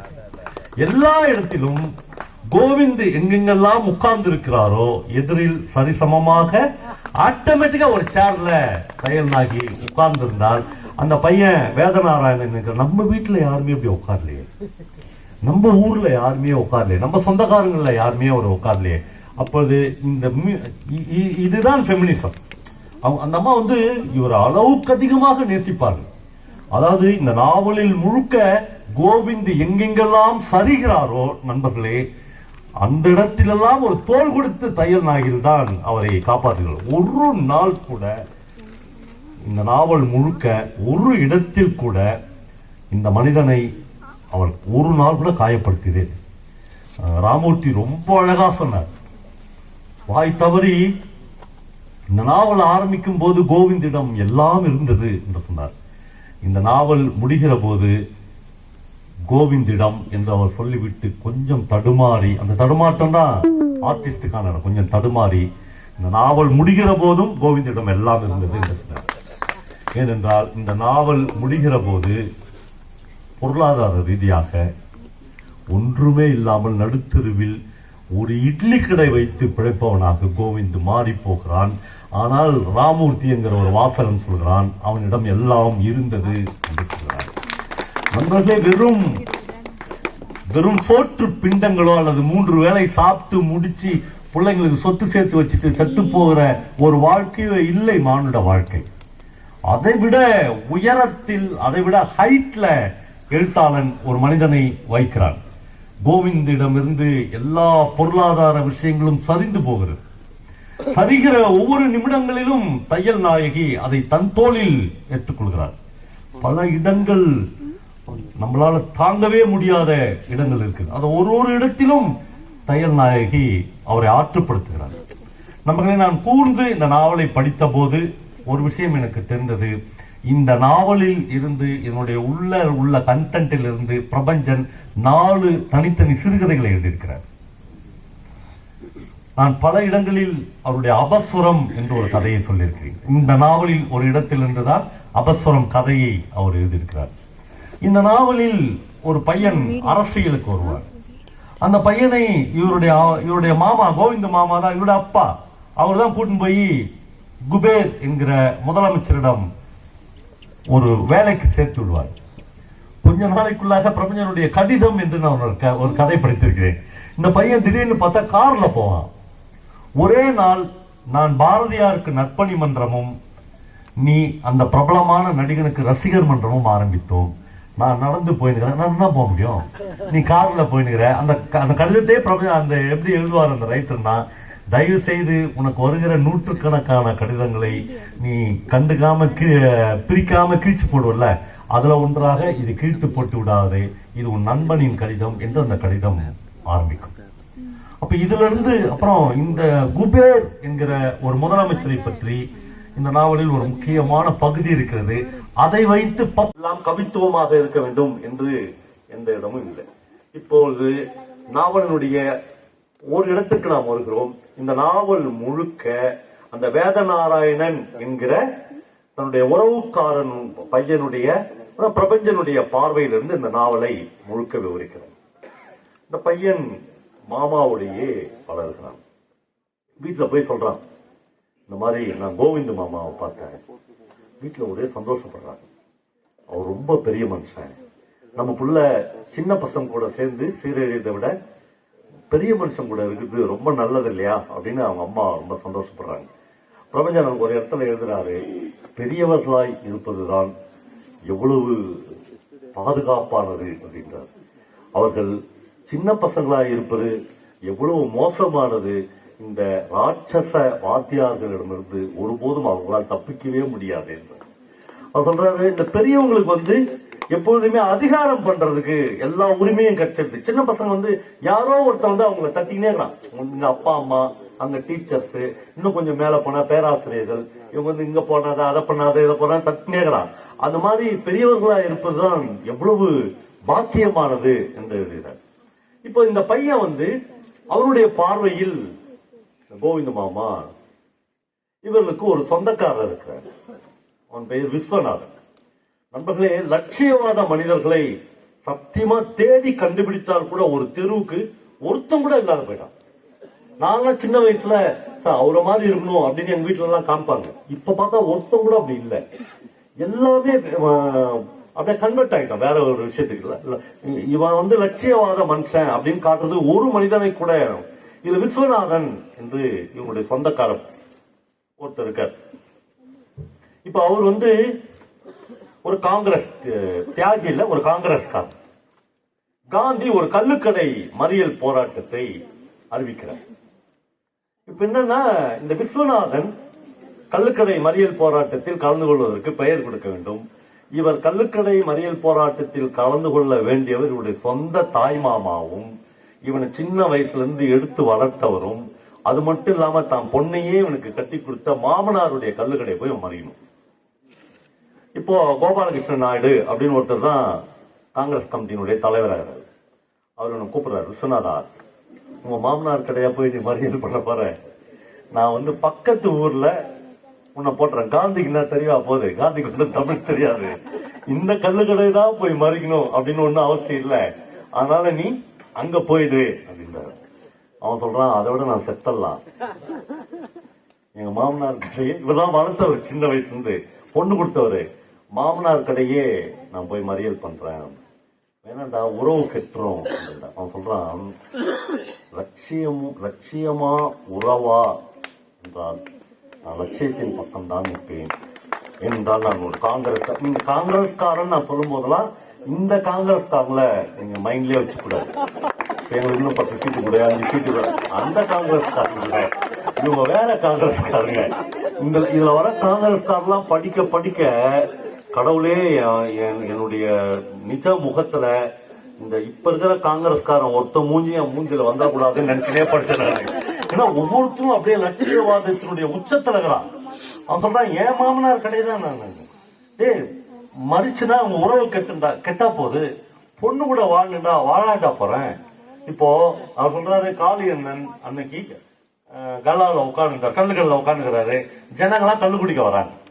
போராட்டமே என்ன தெரியுமா, இவங்க போய் ஜனங்க காலில் விழுந்து கதறி அழுது கல்லு குடிக்காதீங்க, இது போதை வஸ்து, கல்லு குடிக்காதீங்கன்னு கதறணும். பாதி பேர் திரும்பி போய்விட்டார்கள் என்று எழுதுகிறார். பாதி பேர் தூரம் நவர்றா உள்ள போயிட்டாங்க. எல்லாத்தையும் பார்த்து கொண்டே இவர் உட்கார்ந்துக்கிறார். அந்த காளி அண்ணன் உட்கார்ந்து இருந்தாரு. விஸ்வநாதன் தான் முதல்ல போய் எல்லாரும் காலையும் விழுந்து எங்க மாமனார் கடைக்கு போகாதுங்க அப்படின்னு மனசுக்குள்ள வச்சுன்னு சொல்றான். கொஞ்ச நேரத்தில் போலீஸ் வருகிறது, பிரெஞ்சு போலீஸ். கொஞ்ச நேரத்தில் தடியடி நடத்தப்படுகிறது. தடியடியில் மிக மோசமாக காயமடைந்த 2 பேர் இருக்கிறார்கள். அதில் முதலாமானவன் இவருடைய மருமகன் விஸ்வநாதன். போலீஸ் தூக்கின் போது அத்தோடு மாமனார் மருமகன் உறவு முடிந்தது என்று உலகமே நம்பிக்கொண்டிருந்த போது 2 முறை 6 மாசம் கடுங்காவல் தண்டனை பெற்ற விஸ்வநாதனை மாமனார் போய் ஜெயில பார்த்துட்டு வர்றார். நம்மளே ஜெயில பார்த்துட்டு வந்தது கூட எங்க ரொம்ப பாதிக்கல. 6 மாசம் பொறுத்து அவன் விடுதலையாகி வந்துடுறான். அவனுக்கு போக்குலாம் கிடையாது, மாமனார் வீடு தான், மாமனார் வீட்டுல தான் இருக்கிறான். வேற அவனுக்குன்னு தனி வீடுலாம் இல்ல, நேரா ஜெயில இருந்து மாமனார் வீட்டுக்கு தான் வரான். இவர் கல்லுக்கடைய மறியல் பண்ணிட்டு தான் இவன் உள்ள போயிட்டு வரான். பிரபஞ்சன் எழுதுகிறார் அந்த நாவலில், அவனை ஆற தழுவிக்கொண்டார். போலீஸில் அடிபட்டு வலது தோள்பட்டை விஸ்வநாதனுக்கு இறங்கி விட்டிருந்தது, அதை மென்மையாக தடவி கொடுத்தார் என்று எழுதுகிறார். எனக்கு ஏதோ போக்கு, நான் கல்லு கடை நடத்தினேன். ஆனால் நீதாண்ட லட்சியத்தின் பக்கம் நிற்கிற மிக உயர்ந்த மனிதர். அதான் ரொம்ப முக்கியம். உள்ளுக்குள்ளாக ஒரு சொல்லப்படாத செய்தி இருக்கிறது. நம்பர்களை நான் பல இடங்களில் சொல்லியிருக்கிறேன். ஒரு எழுத்தாளன் எல்லாவற்றையும் தன்னுடைய கதைகளில், தன்னுடைய வார்த்தைகளில், தன்னுடைய சொற்களில் பேசிவிட மாட்டான், பேசிவிடக் கூடாது. பல இடங்களில் அவன் வாசகனுக்கான ஒத்தடங்களை நீ தடவி விடு. விஸ்வநாதனின் தோள்கள் உன்மீது சாய்ந்து கொள்ளட்டும், எனக்கு பதில் நீ தடவி கொடு என்று ஒரு எழுத்தாளன் விட்டுவிட்டு போவான். பிரபஞ்சன் அந்த காளியண்ணன் மூலமாக தன்னுடைய மருமகனை அணைத்துக் கொண்டு அவனுடைய தோலை, அந்த இறங்கிய தோள்பட்டையை, தோள்பட்டையும் கூட தோல் சப்பட்டையை அவன் தட்டி கொடுத்தான், தடவி கொடுத்தான் என்று எழுதுகிறான். நம்மளே இந்த நாவலில் ஹிஸ்டரி, வரலாறு, சமகால அரசியல், ஒரு வாழ்க்கை, இது மூன்றையும் பிரபஞ்சன் ஒவ்வொரு பக்கத்திலும் மிக கவனமாக நிரப்பிக்கொண்டே வருகிறார். நம்மளே நான் தையல் நாயகி என்று கோவிந்த மாமாவின் ஒரு மனைவியை பற்றி சொன்னேன். அவர்களுக்கு கோகிலா என்று ஒரு அழகான பெண் இருந்தார். பிரபஞ்சன் எப்பொழுதுமே பெண்களை அழகான பெண் என்று இதுவரையிலும் எழுதி நான் பார்த்ததே இல்லை. அவர் சொல்லுகிறார், அழகு என்பது என்ன, சிவப்பா என்று எழுதுகிறார். கோகிலா ரொம்ப சிகப்பா இருக்கா, ஆனா அதான் அழகு, அதெல்லாம் அழகில்லை, சிகப்பெல்லாம் அழகில்லை. கோகிலாவின் கழுத்தில் சிகப்பை மீறி பச்சை நரம்புகள் தெரியும், அதெல்லாம் அழகில்லை, எழுதி கொண்டே போகிறார். இந்த கோகிலாக தன்னுடைய கடையில் எடுபிடியாக வேலை செய்கிற தன்னுடைய சொந்த மைத்துனன், தையல் நாயருடைய சொந்த தம்பி, அவன் பேர் மீனாட்சி சுந்தரம், அவனுக்கு கல்யாணம் பண்ணி கொடுக்கறத பத்தி பேசுகிறார்கள். நம்மளே ஒவ்வொரு தகப்பன்களும் ஒரு தாயும் இந்த பகுதியை மட்டும் படிக்க வேண்டும் என்று நான் ஆசைப்படுகிறேன். அவர் எவ்வளவு அற்புதமாக அதை கையாளுகிறார். 16 வயசு ஆகுது அந்த பொண்ணுக்கு. அவன் வந்து ஏஜ் அட்டன் பண்ணி 4 வருஷம் ஆச்சு. 2 பேரும் ஒரு அருமையான மத்தியானத்தில் வெத்தலைப்பாக்கு போட்டு வெத்தலைப்பாக்கு செவந்திருக்கிற ஒரு மத்தியானத்தில் உட்கார்ந்து கோகிலாவின் திருமணத்தை பற்றி அவளோடு பேசுகிறார்கள். கோகிலாவின் திருமணத்தை பற்றி கோகிலாவிடம்தான் பேச வேண்டும். அதான் ரொம்ப முக்கியம். அதை தன்னுடைய எல்லா கதைகளிலும் ப்ரொஃபசர் கோகிலாவின் கல்யாணத்தை பத்தி நீங்க 2 பேரும் பேசிக்கூடாது. அதை ரொம்ப கரெக்டா கோகிலாவை உட்கார வச்சுன்னு அம்மா வந்து ரொம்ப ஆசைப்படுறான். எல்லா மக்களும் அப்படி ஆசைப்படுவாங்க. தான் தம்பியே கோகிலா கல்யாணம் பண்ணிக்கினா இந்த குடும்பம் நல்லா இருக்கும். இவளுக்கு ஆண் வாரிசு வேற இல்ல. இந்த கல்லுக்கடை இந்த தென்னந்தோப்பு எல்லாத்தையும் மீனாட்சி சுந்தரமே பார்த்துக்குவோம். அவன் வேற எக்ஸ்பீரியன்ஸ்டா இருக்கிறான். அங்கேயே கேக்குறாங்க. கொஞ்ச நேரம் யோசிச்சுட்டு கோகிலா சொல்கிறாள், இல்ல நான் மாமாவை கட்டிக்க எனக்கு விருப்பம் இல்லை என்று சொல்கிறார். கொஞ்சம் கூட ஷாக் ஆகல. யார் ஷாக் ஆகல? விஸ்வநாதன் ஷாக் ஆகல என்பது வியப்பே இல்லை. அம்மாவே ஷாக் ஆகல.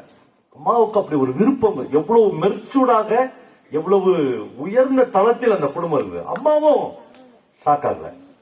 அப்பா சொல்றாரு, ரொம்ப நன்றிமா, உன்னுடைய விருப்பம் தான் ரொம்ப முக்கியம். எப்போ நீங்க வந்து இத நேத்து நடக்கல, இது சுதந்திரத்துக்கு முன்னாடி 1954ல பாண்டிச்சேரிக்கு சுதந்திரம். நம்மளுக்கு அப்போ ஒரு 5-6 வருஷம் மறுபடியும் பிரெஞ்சுக்காரர்கள் தான் வாழ்ந்தாங்க. அதுக்கு முன்னாடி எழுதப்பட்ட ஒரு கதையில் உன் விருப்பம் ரொம்ப முக்கியமா, நீ யார சொல்றியோ அவங்களுக்கு கல்யாணம் பண்ணி உன் தேர்வு உனதாக இருக்கட்டும். நாங்கள் உன்னை வளர்த்து விட்டோம் என்பதற்காகவே, நீ எங்கள் மகளாக பிறந்தாய் என்பதற்காகவே எங்களுடைய எல்லா அதிகாரத்தையும் உன்மேல் சுமத்த மாட்டோம் என்று விஸ்வநாதனும் கூட தையல் நாயகம் பேசுகிறார். இவ்வளவு ஒரு அற்புதமான தாயையும் தந்தையும் ஒரு நடுராத்திரியில் நிராகரித்து விட்டு யாரோ ஒரு பொறுக்கி போடுகால கூப்பிட்டுச்சுன்னு அந்த வீட்டில் உள்ள எல்லா நகைகளையும் தொடச்சு எடுத்துன்னு மொத்த ட்ரெஸ் எடுத்துன்னு கோகிலா தங்கராசு என்கிற ஒரு பையனோடு ஓடி போனாள். அவன் வந்து ரொம்ப அழகா பிளான் பண்ணுவான். அவன் சொல்லுவான், நம்ம தமிழ் சினிமா டைலாக் தான், மாத்து புடவை கூட எட்டுனார் அவனை, எல்லாமே நான் பாத்துக்கிறேன். ஆனா துரதிருஷ்டவசமா இப்ப கையில காசு இல்லை, அதனால நீ கொஞ்சம் மாத்து புடவே எடுத்துக்கோ.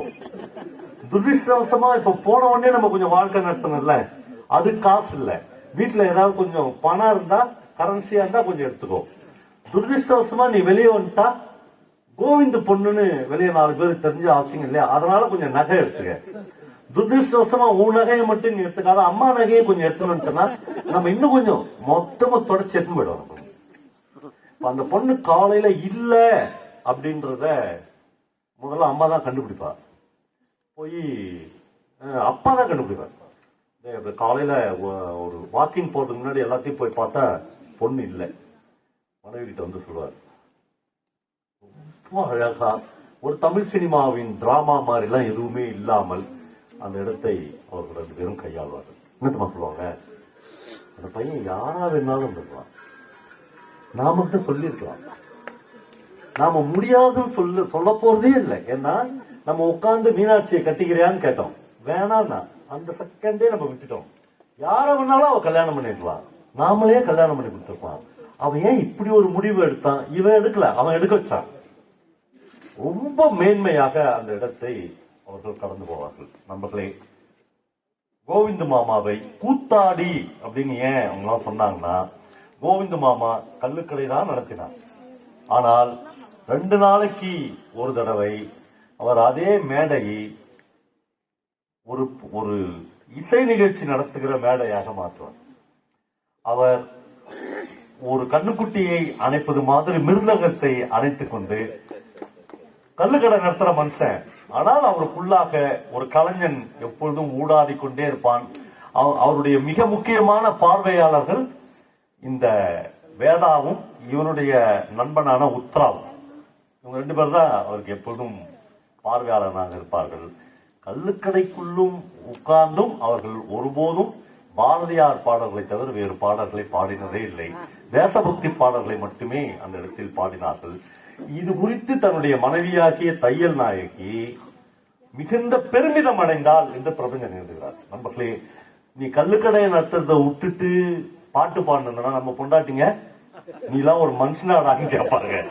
என்னடா உன்னை எதுக்கு அனுப்பிச்சோம், நாங்க வந்து பணம் சம்பாதிக்கிறதுக்கு அனுப்பிச்சோம், நீ வந்து பாட்டு பாடி கூத்தாடுனுடான்னு கேட்பாங்களா. அவ ரொம்ப பெருமிதமான ஒரு இடத்துல இருப்பா. நான் முதல்ல சொன்ன மாதிரி இந்த நாவலை சீட்டு கட்டு மாதிரி பிரிச்சு போட்டு விளையாட வேண்டும் என்று நான் ஆசைப்படுகிறேன். ரொம்ப ரெகுலரெல்லாம் கதை இல்ல. ஒரு கட்டத்தில் கோவிந்த மாமா அந்த நேரு வீதியில் நடந்து போகிறார். ஒருத்தர் ஒரு கண்ணுபட தம்பி டே என்ன சுப்பிரமணி என்னாச்சு, நீ பேசுறதுனா அங்க போயிடு. போறான். போன உடனே கோவிந்த பார்த்து ஒருத்தன் கேக்குறான், என்ன கிராம நேர கடை எப்படி போகுது? பேஷா போகுது. அடுத்த கேள்வி, அரசியல் எப்படி போகுது? காங்கிரஸ்காரரு கதர் வேட்டி கதை சட்டை மைனச்சனு கட்சி பணி பிரமாதமா இருக்குது, எப்படியும் ஒண்ணு கூடி சீக்கிரம் சுதந்திரம் வந்துடும். அவன் கேக்குறான், அது எப்படியா ஒரு காங்கிரஸ்காரனா இருந்து இந்த பக்கம் அரசியல நடத்துற, இந்த பக்கம் கல்லு கடையை நடத்துற? அப்பயே கேட்டுக்கிறான் அவன். ஆமா, அது எப்படியா இந்த பக்கம் சாராய கடை நடத்துற, இந்த பக்கம் கல்வி கூட நடத்துற, அப்புறம் உன்னையே கல்வி வல்லன்றாங்க, அப்புறம் கல்வி தந்தைன்றாங்க. எப்படியா ஒரு எல்லாமே நீங்க நிகழ்கால அரசியலோட எல்லாத்தையும் சம்பந்தப்பட்டு எப்படியா ரெண்டுமே பண்ற? கோவிந்துக்கு யாரோ ஒருத்தன் பாண்டிச்சேரியினுடைய எல்லா திசைகளிலும் இருந்து தன்னுடைய ஒரு அடியும் செருப்பா வச்ச மாதிரி நேரம் வீட்டுக்கு உடஞ்சி போய் வர்றாரு. நான் கேட்கறது என்ன தப்பு? காங்கிரஸ்கார கல்லு குடிக்கூடாது, எங்க பரம்பரையில யாருமே கல்லு குடிக்கிறது இல்ல, நாங்க குடிக்கிறது இல்ல. நான் ஊராட ஊட்டி ஊட்டி வளர்த்து ஒருத்தர் சொல்றான், இந்த ரத்தமே நீ விட்ட கல்லு கிராமம் யாரன்றான். அந்த மாதிரி வளர்த்துக்கிறோம். இது எவ்வளவு முரண்பாடு. அடுத்த நாள் தையல் நாய் கேட்கறாங்க, கடைக்கு போலையா அப்படின்னு கேக்குறாங்க. போல ஏன் இல்ல, கல்லு கடை நடத்துறது மனசுக்கு சங்கடமா இருக்கு. அப்படியா, விட்டுருங்கன்றான்.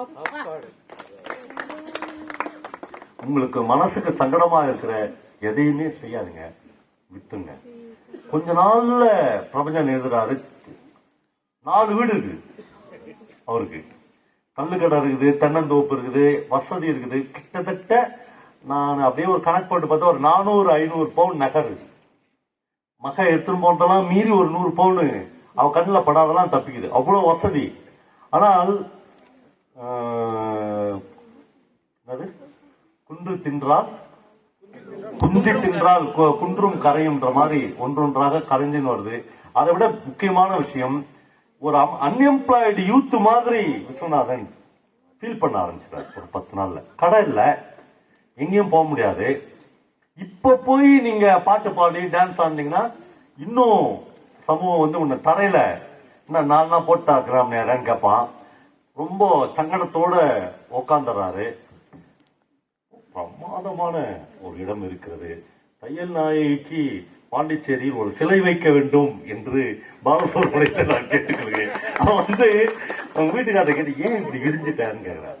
இல்ல, லட்சியமா குடும்பமா அப்படின்னு யோசிக்கும் போது லட்சியம்தான் அப்படின்னு முடிவு பண்ண வேண்டியது. அது தப்போ அப்படின்னு தோணுது.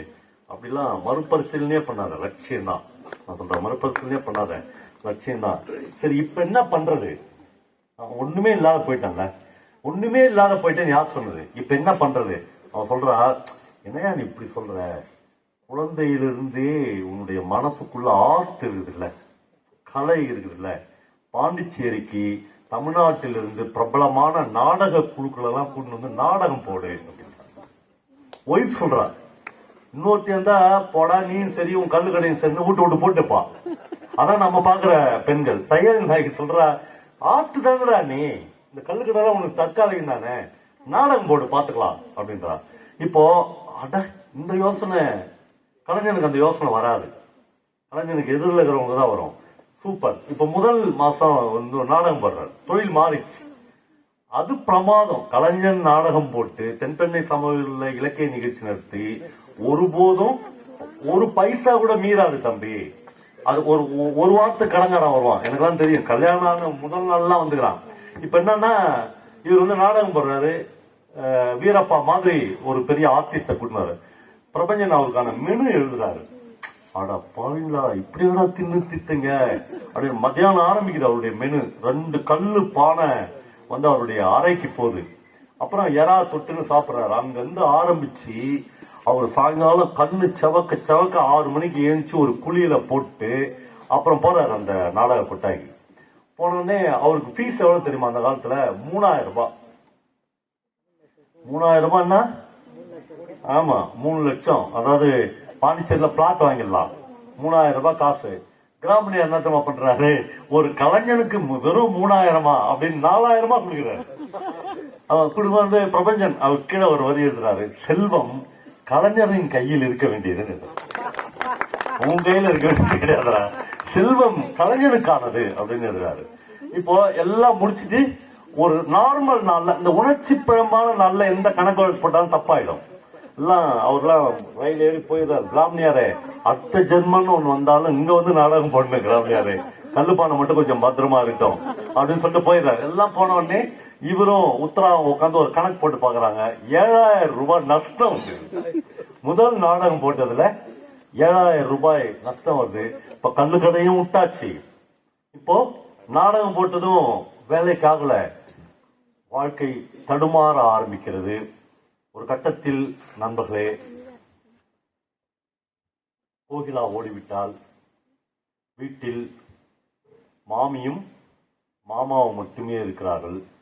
ஏதோ ஒரு இருள் தன்னை சூழ்கிற மாதிரி அவர் உணர ஆரம்பிக்கிறார். 30-40 பேர் எப்பொழுதும் சாப்பிட்ட அந்த வீட்டில் ஒரு தனிமை மண்டுகிறது. ஏதோ ஒரு சூன்யம் இந்த வீட்டை பிடித்து விட்டதை மாமா உணர ஆரம்பிக்கிறார். ஆனால் இதிலிருந்து எப்படி மீளுவது என்று தெரியவில்லை. ஊரில் பாண்டிச்சேரியில் இவருக்கு இருக்கிற மதிப்பு கிட்டத்தட்ட ஒரு முதலமைச்சருக்கான மதிப்பு. முதலமைச்சரா இவர் இல்லை. ஆனால் இப்ப முதலமைச்சர் வந்து ஒரு சைக்கிள் ரிக்ஷாவில் போறாருன்னா, சைக்கிள் ரிக்ஷாவில் போறாரு அந்த முதலமைச்சர் போறாருன்னா, இவரை பார்த்துட்டாருன்னா இறங்கி என்ன கிராமணியார் நடந்து போறீங்கன்னு கேட்கிறாரு. அவ்வளவு பெரிய மரியாதையை சுமந்து கொண்டிருக்கிற ஒரு மனிதன் பொருளாதார ரீதியாக சரிவுகளை சந்தித்துக் கொண்டே வருகிறான். நம்மளே மகள் ஓடிவிட்டால் என்று சொன்னேன் இல்லையா, ஒரு நாள் ஒரு அதிகாலையில் வீட்டின் கதவு தட்டப்படுகிறது.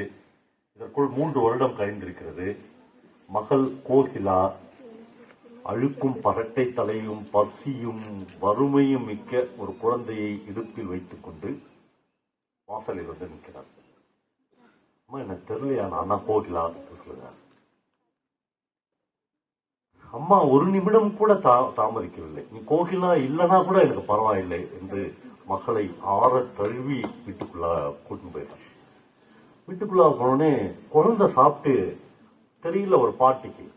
அவ ஒரு தாய் தானே, குழந்தை எப்படி சாப்பிச்சு, நேற்று ராத்திரி ரயில் ஏறும்போது ஒரு டீ வாங்கி கொடுத்தமா என்று சொல்கிறாங்க. அடி பாவி, குழந்தைய பட்டினி போட்டு இப்படி எடுத்துன்னு வந்துக்கிறிய, குழந்தைக்கு டீ வாங்கி கொடுக்க கூட பால் வாங்கி கூட காசு இல்லமா என்று சொல்கிறார். போய் குளிச்சுட்டு வா என்று சுட இட்லி வாக்குறாள். என் புடவைய இல்லம்மா, மாத்து புடவைக்கு கூட வழி இல்லை என்று சொல்கிறாள். மாற்று புடவையாக என் புடவை எடுத்து கட்டு என்று சொல்கிறாள். இந்த இடத்தில் பிரபஞ்சன் ஒரு வார்த்தை எழுதுகிறார்.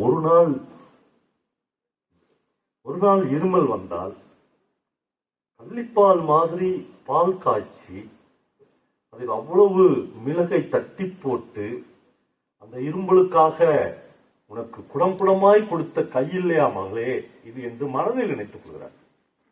வார்த்தைகள் இல்லை நண்பர்களே. அவ்வளவு செல்வ செழிப்பாக வளர்த்த ஒரு பொண்ணு தான் பெத்த குழந்தைக்கு ஒரு டீ வாங்கி கொடுக்க வக்கில்லாமல் இங்கு வந்து நிற்கிறாளே என்று அந்த குழந்தைக்கு பாலும் இந்த மகளுக்கு இட்லியும் அவிட்டு கொடுக்கிறாள். நீ இங்கேயே இரு, அப்பா வாக்கிங் போயிட்டு வராரு. சின்னதா அவன் சொல்றா, கோகிலா வந்திருக்கா, வந்துட்டாளா என்று எதுவுமே இல்லை. ஒரு அப்பாவும் அம்மாவும் நேச கரங்களை நீட்டி தன் மகளை ஆற தழுவிக் கொள்கிறார். அப்பா சொல்றார், நான் அப்பயே நினைச்சேன், அப்படிதான் நம்ம ஆளுங்க டைலாக் ஆரம்பிப்பாங்க, நான் அப்பயே சொன்னேன் இந்த மீனாட்சியை கட்டிடு, அப்படிலாம் அவர் ஒண்ணுமே சொல்லல.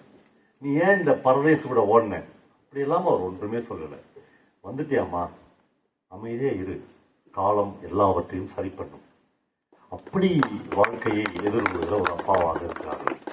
நண்பர்களே, கள்ளுக்கடையை முழுமையாக விட்ட பிறகு எந்த வருமானமும் இல்லாமல் இருக்கிற ஒரு வீட்டை விற்றாக்கி விட்டது. ஒரு இடத்தில் தாங்க முடியாத ஒரு வரியை பிரபஞ்சன் எழுதுகிறார். அப்பாவை ஒரு மறியலில் போலீஸ் தடியடி நடத்தி 6 மாசம் கடுங்காவல் தண்டனை கொடுக்கிறார்கள். அந்த பிரெஞ்சு அதிகாரிகள் இருந்து எல்லாருமே இவரை பார்த்தா அவ்வளவு மரியாதை கொடுக்கக்கூடியவர்கள். ஆனா அவங்க வேற வழி இல்ல கிராமணியார், நீங்க காங்கிரஸ் கட்சிக்காக கொடி ஏற்றி கையும் களவுமா அப்படிப்பட்டீங்கன்னு கொடுக்கிறார்கள். மகள் வந்த இடம். ஒரு கட்டத்தில் இந்த வீட்டின் சரிவை பிரபஞ்சன் இப்படி எழுதுகிறார்.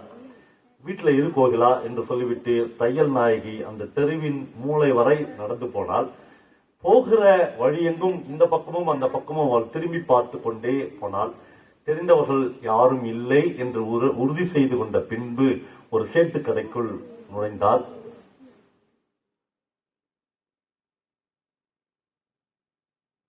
யாருக்கும் தெரியாமல் தன் மாங்கல்யத்தை கழட்டி அந்த சேட்டுவின் டேபிளின் மேல் தையல் நாய்க்கு வைத்தால் இந்த ஒரு இடத்தை பிரபஞ்சன் எழுதுகிறார். இந்த நாவலில் பயணப்பட்டிருக்கிற எந்த வாசகனாலும் இந்த இடத்தை கடக்கவே முடியாது. இந்த இடத்துக்கு கோவிந்த மாமாவின் குடும்பமும் தையல் நாயகியின் குடும்பமும் வந்துவிட்டதா என்று பதறி துடிக்கிற ஒரு இடம் வரும். இப்பொழுது அவர்களிடம் மிஞ்சி இருப்பது அவர்கள் குடியிருக்கிற ஒரே ஒரு வீடு. 6 மாதம் பொறுத்து கடுங்காவல் தண்டனை முடிந்து கோவிந்த மாமா வீட்டுக்கு வருகிறார். அடுத்த கடுங்காவல் தண்டனை இப்படி ஆரம்பிக்கிறது. கோர்ட்டிலிருந்து அவருக்கு ஒரு சம்மன் வந்திருக்கிறது. நல்ல பிரெஞ்சு மொழியில் அந்த சம்மன் இருக்கிறது. கோவிந்த மாமாவுக்கு பிரெஞ்சு படிக்க தெரியும். அவர் படித்து பார்க்கிறார். எப்பொழுதோ 7 வருடங்களுக்கு முன்னால் தன்னுடைய நண்பனான நல்லுச்சாமி என்கிற ஒரு வாத்தியார் தன் வீட்டுக்கு தனக்கு 5 பொண்ணு கட்டி கொடுக்க வழி இல்லை என்று சொன்னபோது, எனக்கு ஒரு 2 ஏக்கர் நிலமும் ஒரு வீடு இருக்குது, ஆனால் நான் கேட்கிற தொகைக்கு இது ஈடாகாது அப்படின்னு சேர்த்து சொல்றான். உன்னுடைய ஒரு வீட்டையும் உனதான் 4 வீடு இருக்குது, ஒரு வீட்டையும் சேர்த்து கொடுத்தனா காசு சரியாயிடும் சொல்றான் என்ற போது கையெழுத்து போட்டது ஞாபகம் வருகிறது. அந்த வாத்தியாரு பணம் வாங்கின 2 வருடத்தில் மாரடைப்பால் செத்து போகிறார். எல்லாம் மறந்து போகிறது. ஆனால் சேட்டுகள் எப்பொழுதும் தங்களுடைய கணக்குகளை எந்த இடத்துல மறக்க மாட்டார்கள். 7 வருடம் பொறுத்து இவருக்கு ஓலை வருகிறது. இவர் தையல் நாயகிடம் உடைந்து போய் சொல்லுகிறார், இன்னும் பெரிய கடுங்காவல் தண்டனை ஒன்று வந்திருக்கிறது, என்னன்னு கேட்கிறார். நல்லுசாமி தெரியல. ஆமா, வாத்தியார் செத்தார்ல, ஆமா, அவருக்கு நம்ம ஒரு ஜாமீன் கையெழுத்து போட்டோம்ல, ஆமா சொல்றீங்க. இப்போ அவருடைய நிலமும் அவருடைய வீடும் பத்தாதுன்னு சேட்டு வக்கீல் நோட்டீஸ் கொடுத்துருக்கான். அவன் சொல்றான், இவ்வளவு பெரிய வீடு நமக்கு எதுக்குங்க, வீடு போனால் போகட்டும், நீங்களும் நானும் மட்டும் வாழ்வதற்கு, கோகிலாவும் கூட இருப்பதற்கு ஒரு சின்ன வீடு போதாதா என்று வானத்தை பார்க்க முடியாமல், தரையை பார்க்க முடியாமல், ஒரு புறாகுண்டு மாதிரி இருக்கிற ஒரு நெரிசலான வீட்டுக்கு குடிபெயர்ந்தார்கள் விஸ்வநாதன் மாமா குடும்பம். நண்பர்களே, இந்த சரிவு ஒவ்வொன்றாக ஆரம்பிக்கிற போது இன்னும் சில முக்கியமான விஷயங்களை பிரபஞ்சன் முன்வைக்கிறார். நான் சொன்னதை, இது பாண்டிச்சேரியினுடைய அரசியல், பாண்டிச்சேரியினுடைய ஹிஸ்டரி, ஒரு தனி மனித வாழ்க்கையினுடைய மேன்மை, ஒரு தனி மனித வாழ்க்கையினுடைய வீழ்ச்சி, எல்லாவற்றையும் ஒரு நாவலில் ஒரு 200 பக்கங்களில் பிரபஞ்சன் எழுதுகிறார். தன்னுடைய அப்பாவை பார்ப்பதற்கு, தன்னுடைய மாமாவை பார்ப்பதற்கு இந்த பையன் என்ன ஆகிறான், இந்த வேத நாராயணனா, இவன் தமிழ் படிப்பதுக்கு கரந்தை தமிழ் கல்லூரிக்கு போயிடான். பிரபஞ்சன் தான் இவன் போயிடறான். இவன் போய் அங்கிருந்து தொடர்ச்சியாக தன்னுடைய மாமாவுக்கு கடிதங்கள் எழுதி கொண்டே இருக்கிறான். எப்பொழுதாவது கோகிலாவுக்கும் அவன் கடிதங்கள் எழுதுவான். கோகிலா இவனை விட 2 வயது பெரியவன். ஓகே, இப்போ இந்த சீரழிவுகளை ஒரு பார்வையாளனாக அங்கிருந்து அவன் பார்த்து கொண்டே இருக்கிறான். அவன் வீட்டுக்கே போக மாட்டான். வந்த உடனே நேரா மாமா கூட தான் வருவான். அவருடைய மேன்மையிலும் அவருடைய சரிவிலும் அவன் கூடயே இருக்க வேண்டும் என்று ஆசைப்படுபவனாக இந்த பையன் இருப்பான். ஒரு நாள் காரைக்காலிலிருந்து இவர்களை தேடி ஒரு பையன் வருகிறான். அந்த பையன் பெயர் சோமு. பாலு மாதிரியான தோழர்கள் இந்த பையனை அடையாளம் கண்டு கொண்டால் அங்கிருந்து இந்த நாவல் முடிகிற போது கை தூக்க வேண்டும் என்று நான் ஆசைப்படுகிறேன். அவர் மாமா கிட்ட வர்றார். நான் காரைக்காலில் சின்னசாமி வாத்தியாருடைய பையன். ஓ, என் நண்பன். நானும் அவனை இவ்வளவு இயக்கத்திலேயே நாங்க 2 பேரும் நண்பர். 2 பேரும் காங்கிரஸ்காரர்கள். அவர் பையனாப்பா நீ BA படிச்சுக்கிறேன், ரொம்ப சந்தோஷம். அப்போ உங்களை போய் பார்த்தா நீங்க ஒரு வேலை வாங்கி கொடுத்துருவீங்க அப்படின்னு எங்க அப்பா அனுப்பிச்சார். நம்மளே நீங்க நல்லா கவனிக்கணும். ஒரு வேலை வாங்குவது என்பதுக்கு employment exchange, government appointments, recruitment எதுவுமே கிடையாது. இவர்தான் சொன்னா இவர் சொல்றாரு, சாயங்காலம் போய் குபேரை பார்த்தலான்றார். குபேர் தான் பாண்டிச்சேரியினுடைய முதலமைச்சர். சாயங்காலம் போய் பார்த்தலாம் அப்படின்றார். குபேருக்கு ஆபீஸ் எடுத்துறீங்களா? அங்க இருக்கிற முக்கியமான ஒரு கிளப். சாயங்காலம் 6 மணிக்கு மழை, வெயில், காத்து எது அடிச்சாலும் குபேர் வந்து அந்த கிளப்புக்கு வந்துடுவார். அந்த ஊர் பெரியவர்களா ஒரு முதலமைச்சர் கூட போய் நம்ம சீட் விளையாட போறோம், ஒரு முதலமைச்சர் கூட போய் நம்ம விஸ்கி சாப்பிட போறோம் அப்படின்னு போட்டுன்னு வந்து உட்காந்துப்பாங்க. அப்படி குபேர் வந்துடுவார். குபேருடைய தோற்றத்தை பற்றி பிரபஞ்சன் எழுதிய 4 பாக்கெட் உள்ள சட்டை வச்சிருப்பாரு. கதர் சட்டை, கதர் வேஷ்டி கட்டினுப்பாரு. குபேரே ஒரு காங்கிரஸ்காரர், ஆனா ஒரு பிரெஞ்சுக்காரர். எவ்வளவு முரண்பாடு பாருங்க. இப்போ சார்னா அவர் குபேரை பாத்துக்கிறார். அவர் சொல்றாரு, சைக்கிள் ரிக்ஷால குபேர் போவாரு, நாங்கெல்லாம் பப்பா பப்பான்னு அவர் கூடயே ஓடுவோம். அப்படி போனா எல்லாரும் காசு கொடுப்பாரு. அந்த பாக்கெட்ல இருந்து எல்லாருக்குமே காசு கொடுப்பாரு. இவருடைய விஸ்வநாதன் மாமா குபேரை பார்ப்பது இந்த பையனை கூட்டின்னு போறாரு. குபேர் சீட்டு வரலன்னா, கிராமியார் நீங்க எங்கன்னு கேக்குற. என்ன சொல்றாரு, இவன் வந்து என் சிநேகிதின் மகன். என் சிநேகிதம் மட்டும் இல்ல, நம்ம கட்சிக்காரனுடைய பையன்றார். அப்படியா, நீ என்ன படிச்சுக்கிற அப்படின்னு கேக்குற. நான் வந்து BA படிச்சுக்கிறேன். ஓகே, இவனுக்கு ஒரு வேலை வேணும். அப்பாயின்மெண்ட் ஆர்டர் எப்படி தெரியுமா? குபேர் சொல்றாரு முதலமைச்சர், அந்த PWD இன்ஜினியர் வர சொல்லுன்றார். 1/2 மணி நேரத்துல வந்து என்ன பார்க்கணும். 1/2 மணி நேரத்துல வந்துடுறாரு. இவர் அப்பாயின்மெண்ட் ஆர்டர் அவனுக்கு சொல்றாரு, இந்த பையன் வந்து என் சிநேகிதக்காரனுடைய பையன், அது மட்டும் இல்ல காங்கிரஸ்காரன். நாளை காலைல நம்ம PWD ஆபீஸ்ல இவனுக்கு ஒரு சேர் டேபிள் போட்டுரு, கொஞ்சம் ஃபைல் எடுத்து வந்து இவன் முன்னாடி வச்சிரு, நாளையில இருந்து இவன் உன் எம்ப்ளாய். முடிஞ்சிச்சா? அவன் சொல்றான், கம்முன்னு நிக்கிறான். என்ன அவன் மனசுக்குள்ள என்னையா கொத்தவஞ்சாவடி காய்கறி வியாபாரமா, ரிமாண்டு கூப்பிடுற, ரிமாண்டு கூப்பிட்டு ஒரு டேபிள் போட சொல்ற, ஒரு சேர் போட சொல்ற, ஒரு ஃபைல் எடுத்துட்டு வைன்ற, ஒரு ஆர்டர் வேணாமா, ஒரு ஜிஓ வேணாமா, அதெல்லாம் எனக்கு தெரியுன்றாரு. மனசுல நீ என்ன நினைக்கிறேன்னு தெரிய. ஒருவேளை இதெல்லாம் உன்னால பண்ண முடியலன்னா நீ போடு, எவன் செய்யறானோ அவனை வச்சுக்கிறேன். அடுத்த நாள் அங்க டேபிள் வந்தது, அடுத்த நாள் அங்க சேர் வந்தது. சோமு அந்த டேபிள்ல உட்காந்து வேலை பார்க்க ஆரம்பிச்சான். இந்த குபேருக்கு அந்த சோமுவை ரொம்ப பிடிச்சிருக்கு. இந்த அதிகாரத்தில் இருக்கிற, அதுவும் குறிப்பாக முதலமைச்சர்களுக்கு, அமைச்சர்களுக்கு ஒரு பையனை பிடிச்சிச்சுன்னா ரொம்ப ஆபத்து தான். அது அவங்க நினைச்சுக்கிறாங்க ரொம்ப நல்லது.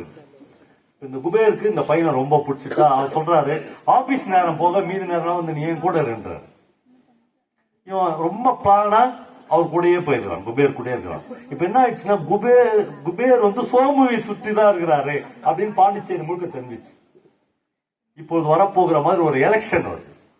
எலெக்ஷனில் ஒவ்வொரு தொகுதிக்கும் 4 வேட்பாளர்களை தேர்ந்தெடுக்கிற மிக முக்கியமான பொறுப்பில் அந்த கமிட்டி மெம்பர்களில் ஒருவராக இவ்வளவு சீக்கிரத்தில் சோமு உயர்கிறார். சோமு மிக மிக ஜாக்கிரதையாக அந்த 4 பேரில் ஒருவனை தேர்ந்தெடுக்கிற அந்த பொறுப்புக்கு இல்ல, அந்த 4 பேரில் ஒருவன் இவனுடைய விசுவாசியாக இருக்க வேண்டும் என்று அவன் ஆசைப்படுகிறான். ஆனா அவன் சொல்றான், இவன் தான் ஐயா உங்களுடைய விசுவாசி, சொன்னீங்கன்னா அப்படியே செத்துருவான் என்று குபேர்கிட்ட சொல்றான். குபேர் அவனை நம்புகிறார். கிட்டத்தட்ட அந்த மினிஸ்ட்ரியில் இருக்கிற எல்லாருமே சோமுடைய விசுவாசியாகிறார்கள். கட்சி வெற்றி அடைகிறது. ஒரே ஒரு ஆளை தவிர, கண்ணபிரான் என்று ஒருத்தர் வந்து கல்வி அமைச்சராக இருக்கிறார். அவரை எந்த சோமும் அசைக்கவே முடியல. அவன் கொள்கையால், காங்கிரஸ் கொள்கையால் குபேருக்கு உண்மையான விசுவாசியாக இருக்கிறான். இவன் வந்து யாரையோ வச்சு அவர்கிட்ட பேசி பார்க்கறான், ஒன்னும் வேலைக்கு ஆகுது. நண்பர்களே, அரசியல் சூழ்ச்சி எவ்வளவு முக்கியம், எப்படியெல்லாம் சூழ்ச்சி வலையில் இந்த நமக்கு கண்ணுக்கு தெரியாத சூழ்ச்சிகள் இருக்கிறது என்று பிரபஞ்சன் எழுதுகிறார். இவன் ட்ரை பண்ணி பார்க்கறான். அவர் வந்து இவனுடைய வலையில விழல. இவன் உடனே குபேர்ட்ட சொல்லி, ரொம்ப நாள் ஆச்சுங்க நம்ம கவர்மெண்ட்ல டீச்சர்ஸ் ரெக்ரூட்மெண்ட், ஒரு டீச்சர்ஸ் ரெக்ரூட்மெண்ட் போடுங்கன்றார். அதுதான் போடு. கிட்டத்தட்ட 4000 ஆசிரியர்களை புதுசாக எடுக்கிற ஒரு பொறுப்பு வருகிறது. 4000 பேர் அப்பாயின்மெண்ட் ஆயிட்டாங்க. இப்போது பத்திரிகைகளில் ஒரு செய்தியை இவனே கசிய விடுகிறான். இந்த 4000 வாதியாரன்கிட்டையும் இந்த கண்ணபிரான் 2000 ரூபாய் லஞ்சம் வாங்கி விட்டார் அப்படின்னு ஒரு புகைச்சலான ஒரு செய்தி வெளியாகிறது. அந்த செய்தி எங்க போய் முடியுதுன்னா, எதிர்கட்சிகள் என்ன பேச ஆரம்பிச்சுட்டாங்கன்னா, 2000 ரூபாய் வாங்கினா கூட பரவாயில்ல, 5000 ரூபாய் வாங்கலாமா அப்படின்னு கேக்குறாங்க. பாவம், இவன் 1 ரூபாய் கூட வாங்காத. அப்புறம் கவர்மெண்ட்டுக்கு முன்னாடி வந்து நிற்கிறான். அவன் ரொம்ப மானஸ்தன். வேறு வழி இல்லாமல் அவன் தன் பதவியை ராஜினாமா செய்கிறான்.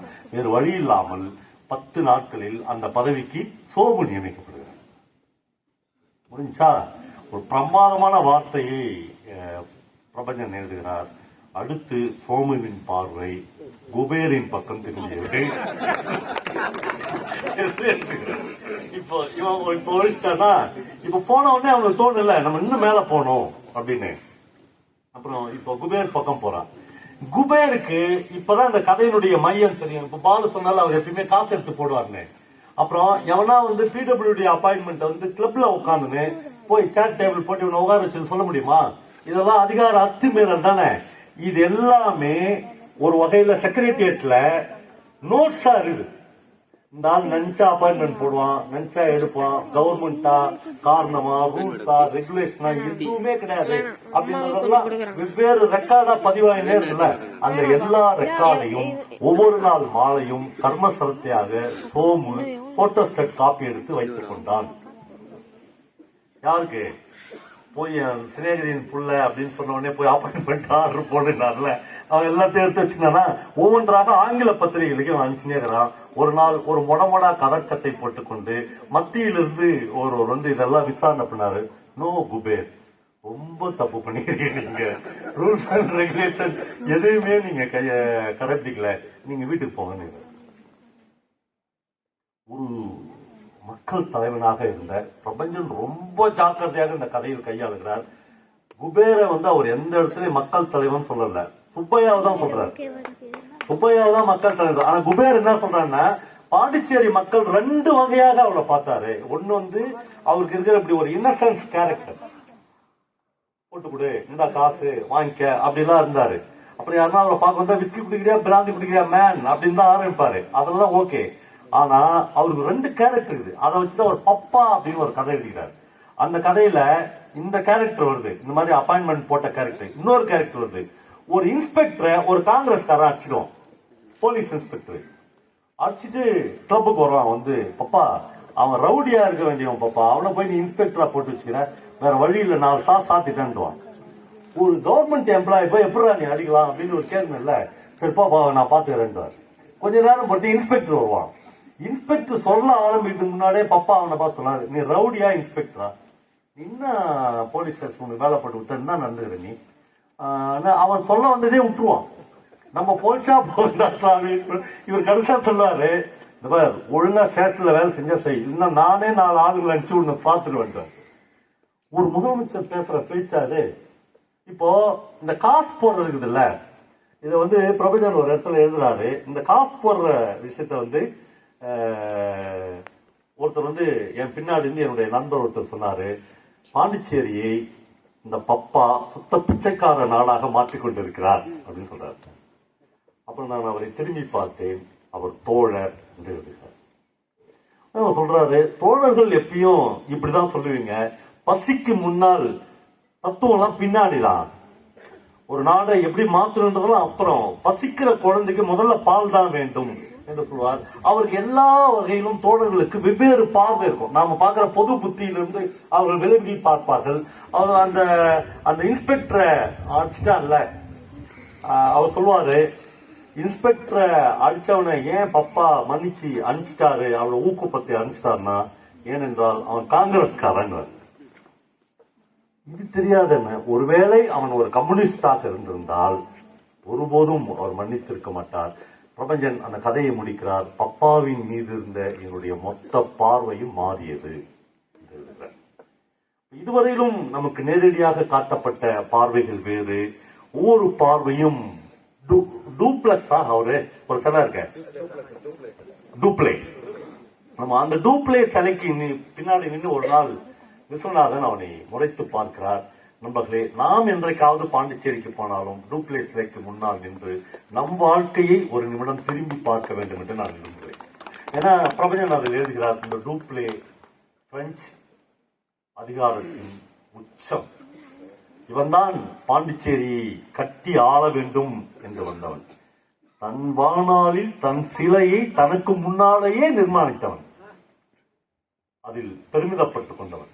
அகம்பாவத்தின் உச்சத்தில் இருந்தான். ஆனால் நண்பர்களே, டூப்ளேவின் இறுதி காலம் எப்படி இருந்தது என்று ஒரு பேராகிராஃபில் அவர் எழுதுகிறார். பிரெஞ்சு அரசாங்கத்தால் திரும்ப அழைக்கப்பட்டு தான் பாண்டிச்சேரிக்காக செய்யவிருந்த எல்லா விதங்களிலும் செய்ய இருந்த நற்பண்புகள் ஒவ்வொன்றிலும் அவன் எப்படி குற்றம் இழைத்திருக்கிறான் என்று பிரெஞ்சு அரசாங்கம் கண்டுபிடித்து அவனுக்கு கடுங்காவல் தண்டனை கொடுத்து பாரிஸ் சிறையில் செத்து சுடுகாடாகி மனநோயாளியாகி பிச்சைக்காரனாகி அவனுடைய உறவுகள் யாரும் அவனை கைவிட்ட நிலையில் அனாதையாக தெருவில் டூப்ளே செத்து போனான் என்று எழுதுகிறார். இதற்கு நிகராக ராபர்ட் கிளைவ் அப்பொழுது சென்னை மாகாணத்தை ஆண்ட கவர்னர் ஜெனரலாக இருக்கிறான். ராபர்ட் கிளைவும் கிட்டத்தட்ட டூப்ளேவும் ஒரு ஏரியில் பூட்டின 2 மாடுகள் மாதிரி இருந்திருக்கிறார்கள். அதிகாரத்தின் உச்சத்தில் ராபர்ட் கிளைவும் ஒரு ஆட்டம் ஆடி இருக்கிறான். கடைசி காலத்தில் தன்னுடைய 49வது வயதில் இங்கிலாந்துக்கு திரும்பி அழைக்கப்பட்ட ராபர்ட் கிளைவ் கதறுகிறான், என்னுடைய நேர்மையை விட்டுவிடுங்கள், என்னுடைய செல்வத்தை எல்லாம் எடுத்துக் கொள்ளுங்கள் என்று சொல்கிறான். சொல்றான், என்கிட்ட இருக்கிற எல்லா செல்வத்தையும் எடுத்துங்க, ஆனா என்னுடைய ஹானர், என்னுடைய நேர்மை இருக்குல்ல, அதை மட்டும் எனக்கு மிச்சம் வையுங்கள் என்று கதறுகிறான்.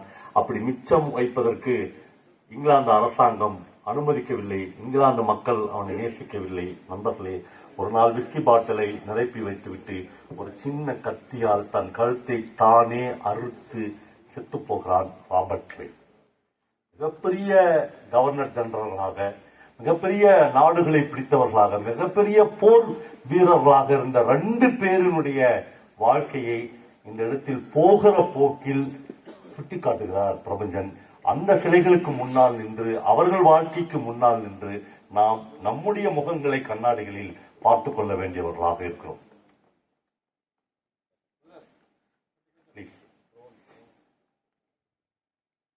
இந்த பக்கம் அரசியல் இப்படி போய்கொண்டிருக்கிறது.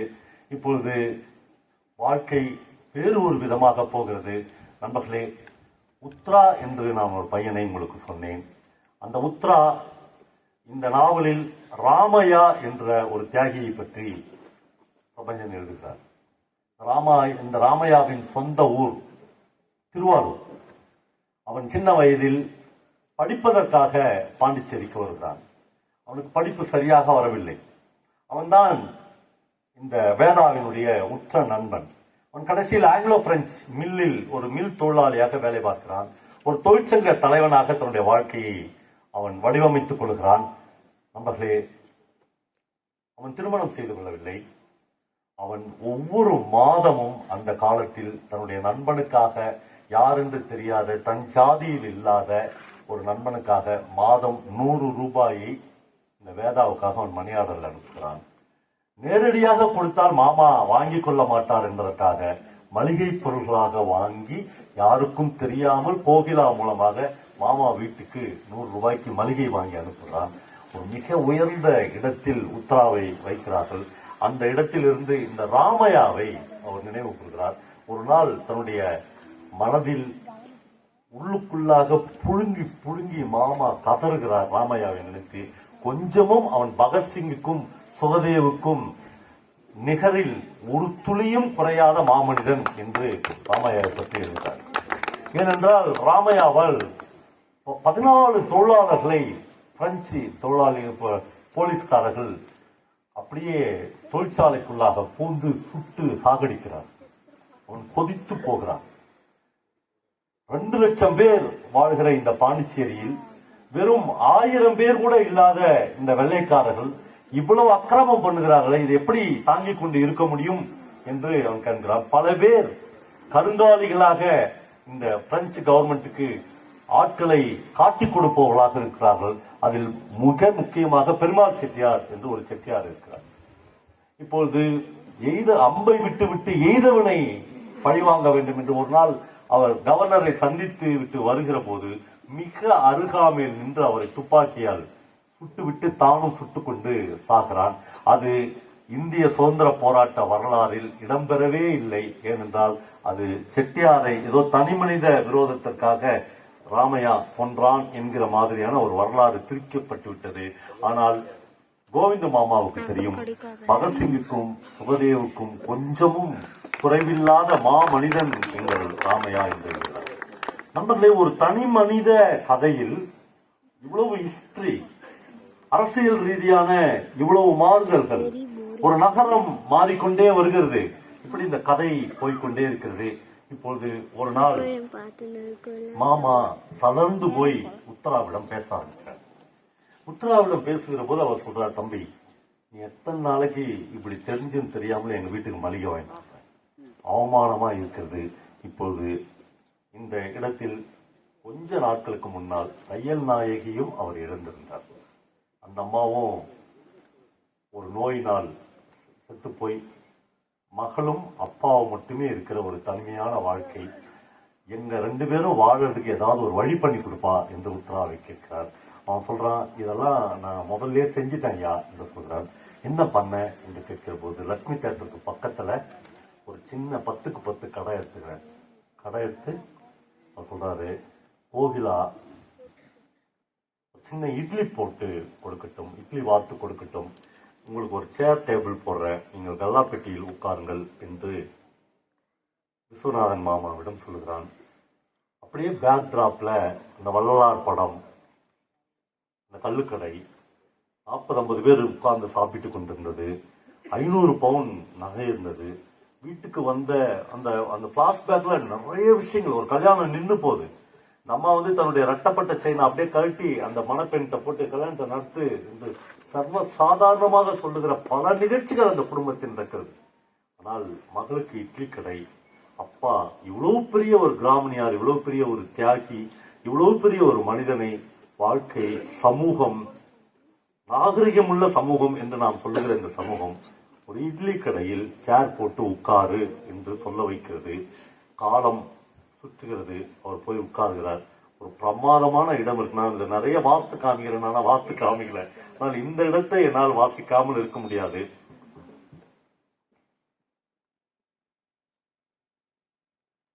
இப்போ அந்த கடையை செட் பண்ணி கொடுக்கிறான் உத்தரா. இப்படி கொடுக்கும் போது கோகிலாவுக்கும் அவனுக்கும் ஒரு சின்ன உரையாடல் இருக்கிறது. இந்த மாதிரி உலகத்தில் ஒருவனால் காதலை எழுத முடியுமா என்று சத்தியமா நான் படிச்ச டெக்ஸ்ட் இது வரலும் இல்ல. நீங்க யாராவது படிச்சிருந்தா சொல்லலாம். அவன் ஒரு ஸ்கிரீன் அடிக்கிறான். அந்த 10க்கு 10 கடையில ஒரு ஸ்கிரீன் அடிக்கிறான். ஏன் அந்த ஓப்பனா இருந்தான்னா அப்படின்னு அந்த கோகிலா கேட்கிறான். அவன் சொல்றான், 4 காளி பசங்க புடிச்சிட்டு வந்து கலாட்டா பண்ணுவாங்க, நீ வேற இருக்கிறியே என்று சொல்கிறான். ஏன் நான் இருந்தா என்ன அப்படின்னு அவன் கேட்கிறான். திரைக்கு ஆணி அடித்து முடித்திருந்தான் அவன். அது முன்னாடி இந்த டைலாக் எங்கிருந்து ஆரம்பிக்குதுன்னா, பக்கத்தில் சாராய கடை வேலை இருக்கு என்று சமையல் கட்டை திரை அமைத்து தடுத்து கொண்டிருந்தான் உத்தரா. இருந்தா என்ன, என்னவா 4 காளி பசங்க குடிச்சிட்டு வந்து கலாட்டா பண்ணுவாங்க, நீ வேற இருக்கிறியே என்று சொல்கிறான். நான் இருந்தா என்ன என்று கேட்கிறார். திரைக்கு ஆணி அடித்து முடித்திருந்தான் அவன். உங்ககிட்ட யாராலும் வந்து கலாட்டா பண்ணிட்டா அப்படின்றான். கலாட்டா பண்ணா என்ன என்று கேட்கிறாள். அது எனக்கு கௌரவமா என்று கேட்கிறான். அதுல உனக்கு என்ன அகௌரவம்? 2 பேரும் ரொம்ப பிரமாதமான டைலாக். அது உனக்கு என்னடா ஆகுமா, நீ எங்க அப்பாவுக்கு ஃப்ரெண்டு அப்படி ஒன்னா வச்சுக்கலாம். அடுத்த வார்த்தை, திரையின் மறுபுறத்துக்கு ஆணி அடிக்க தொடங்கி இருந்தவன் திரும்பி சொன்னான், ஏனென்றால் நீ என்னுடைய சிநேகிதி. பிரபஞ்சம் தன்னுடைய எல்லா கதைகளிலும் இந்த வார்த்தை யூஸ் பண்ணார், நீ என் சிநேகிதி, உண்மையில எனக்கு மரியாதை. உங்ககிட்ட ஒருத்தன் கலாட்டா பண்றதாவது அதை பார்த்து என்னால் எப்படி சகிக்க முடியும் அப்படிங்கிறான். இப்பதான் இலக்கணங்களை எல்லாம் மீறுது பாருங்க. மரியாதை மட்டும்தானா அப்படின்னு நான் கேட்கிறேன். நீ என் சிநேகிதி, உனக்கு மரியாதை வேணாமா? அதனாலதான் இந்த ஸ்கிரீன். மரியாதை மட்டும்தானா? அவளை திரும்பி பார்த்து சிரித்தான். அதுக்கும் மேலன்னா கோகிலா மாவரைத்துக் கொண்டிருந்தால் அரைத்த மாவை வலித்து குண்டானுக்குள் போட தொடங்கினான். சொல்லித்தான் தெரியணுமா? அவன் திரையை அடித்து முடித்திருந்தான், முடிஞ்சிச்சு. ஒரு லவ்வ இதுக்கு மேல ஒரு ரைட்டர் எழுத முடியுமான்னு தோணுச்சு. ஸ்கிரீன் அடிக்க ஆரம்பிக்கிறது ஸ்கிரீன் அடிச்சு முடிக்கிறதுக்குள்ள எல்லாம் முடிஞ்சிச்சு. மரியாதை மட்டும்தானா? இல்ல அதுக்கும் மேலன்னா அதெல்லாம் சொல்லிதான் தெரியணுமா? இவ்வளவுதான் டைலாக். ஆனால் இதற்கு பிறகு கோவிலாவை உத்தரா தனியாக இட்லி கடைக்கு பின்னால் சந்தித்தான் அப்படின்னு நம்மால் எழுதியிருப்பான். இந்த நாவல் அப்படிலாம் ஒரு இடத்தில் கூட ஒரு வரியில் கூட அப்படியெல்லாம் எதுவுமே இல்லை. நம்மளே பல இடங்களில் பிரபஞ்சன் அப்படியே வேற லெவல்ல விளையாடு இருக்கிறார். நான் கிட்டத்தட்ட கதையை முடிக்க போறேன்.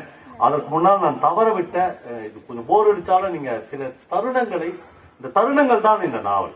இந்த தமிழ் பிரபாவம் நானும் ஒரு டிஸ்கஷன்ல பேசும்போது சொன்னாரு, கதைகள் சினிமாவில காலாவதி ஆயிடுச்சு, மிகச்சிறந்த தருணங்கள் தான் இப்ப சினிமாவாகுதுன்றார். அது மாதிரி இந்த நாவல்ல சில தருணங்கள் தான் மிக அற்புதமான இடங்கள். அத சில இடங்களில் நான் வாசித்து காமிக்கணும்னு நினைக்கிறேன். ஒரு மகள்கிட்ட அவர் சொல்றாரு, ஒரு இடத்துல கோவிந்த மாமா சொல்றாரு தன்னுடைய கோகிலா கிட்ட,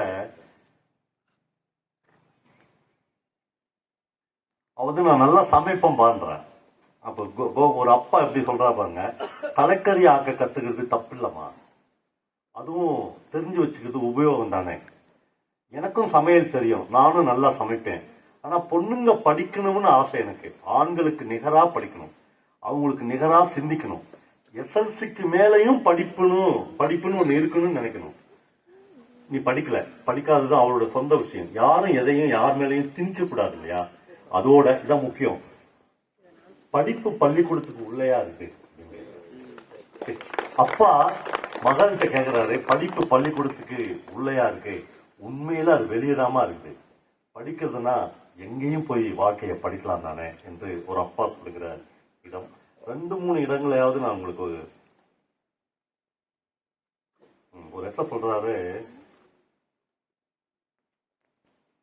படிக்கணும், சும்மா பாட புஸ்தகத்தையே கட்டிக்கிட்டு அழக்கூடாது, அதுதான் வெம்பிதான் போகணும். வெளி உலகத்தெல்லாம் பார்க்கணும், அரசியல் நிலவரங்களை பத்தி எல்லாம் தெரிஞ்சுக்கணும். வீட்டுக்குள்ளேயே வாழற வாழ்க்கை ஒரு வாழ்க்கையா இருக்கவே முடியாது.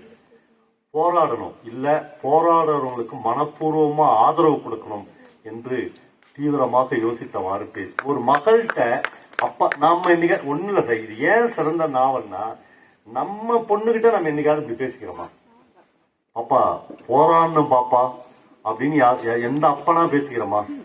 போராடினா நீட் எழுத முடியாது பாப்பா, MBBS படிக்க முடியாது பாப்பா, மருந்து சீட் எழுத முடியாது பாப்பான்றதா மனசுக்குள்ள இருக்கும். புக் ஃபேர் நடக்குதுல, புக் ஃபேருக்கு மனப்பூர்வமா நான் ஒரு 10,000 ரூபாய் புக் வாங்கி கொடுக்குன்னு நம்ம கூட்டு போறோமா?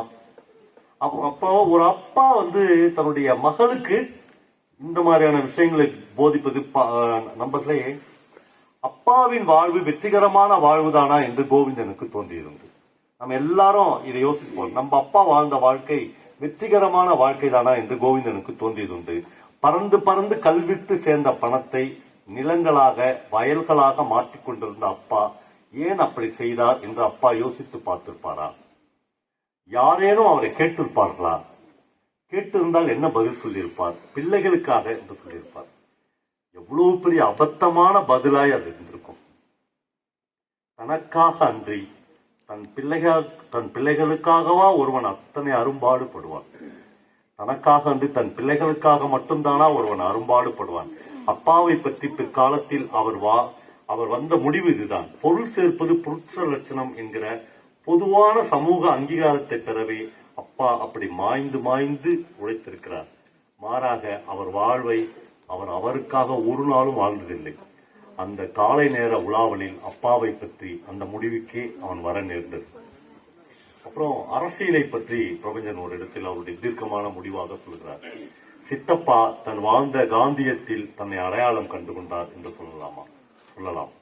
காந்தியை தன் தலைவராக வரித்தும் காங்கிரஸை தன் வாழ்வை நடத்தும் மார்க்கமாகவும் அவர் கண்டார். அவர் வாழ்வின் அர்த்தம் ஒரு தொண்டராய் வாழ்வது. தொண்டராய் வாழ்தல் அதாவது ஒரு தலைவரின் கட்டளையை அப்படியே ஏற்றுக்கொள்ளுதல், அப்படியே செயல்படுத்துதல், காதுகளை தீட்டி தலைவன் வசம் ஒப்படைத்து விடுதல், அவன் இட்ட காரியங்களுக்கு என தன் சொந்த உடம்பை ஒப்படைத்தல், தனக்கென தனி மூளையும் தனி மனசும் தனி விருப்பு வெறுப்பும் வேண்டாதிருத்தல், கடலில் தன்னை கரைத்துக் கொள்ளுதல், துளியை கடலுக்கு இரையாய் கொடுத்தல், எவ்விதத்திலும் இன்னொன்றுக்காய் வாழ்தல், தனக்கென அளிக்கப்பட்ட ஒரு பிரத்யேகமான வாழ்க்கையை வீணே விரயம் செய்துவிடல். ஆனால் இது அப்படித்தான் என 100% சித்தப்பாவின் வாழ்க்கையை சொல்லிவிட முடியும் எனவும் கோவிந்தனுக்கு தோன்றவில்லை. அரசியலுக்காக தன்னை உடல் பொருள் ஆவியை அர்ப்பணிக்கிற ஒரு தொண்டனை பற்றிய மிகச்சிறந்த மதிப்பீடு என்று நான் கருதுகிறேன்.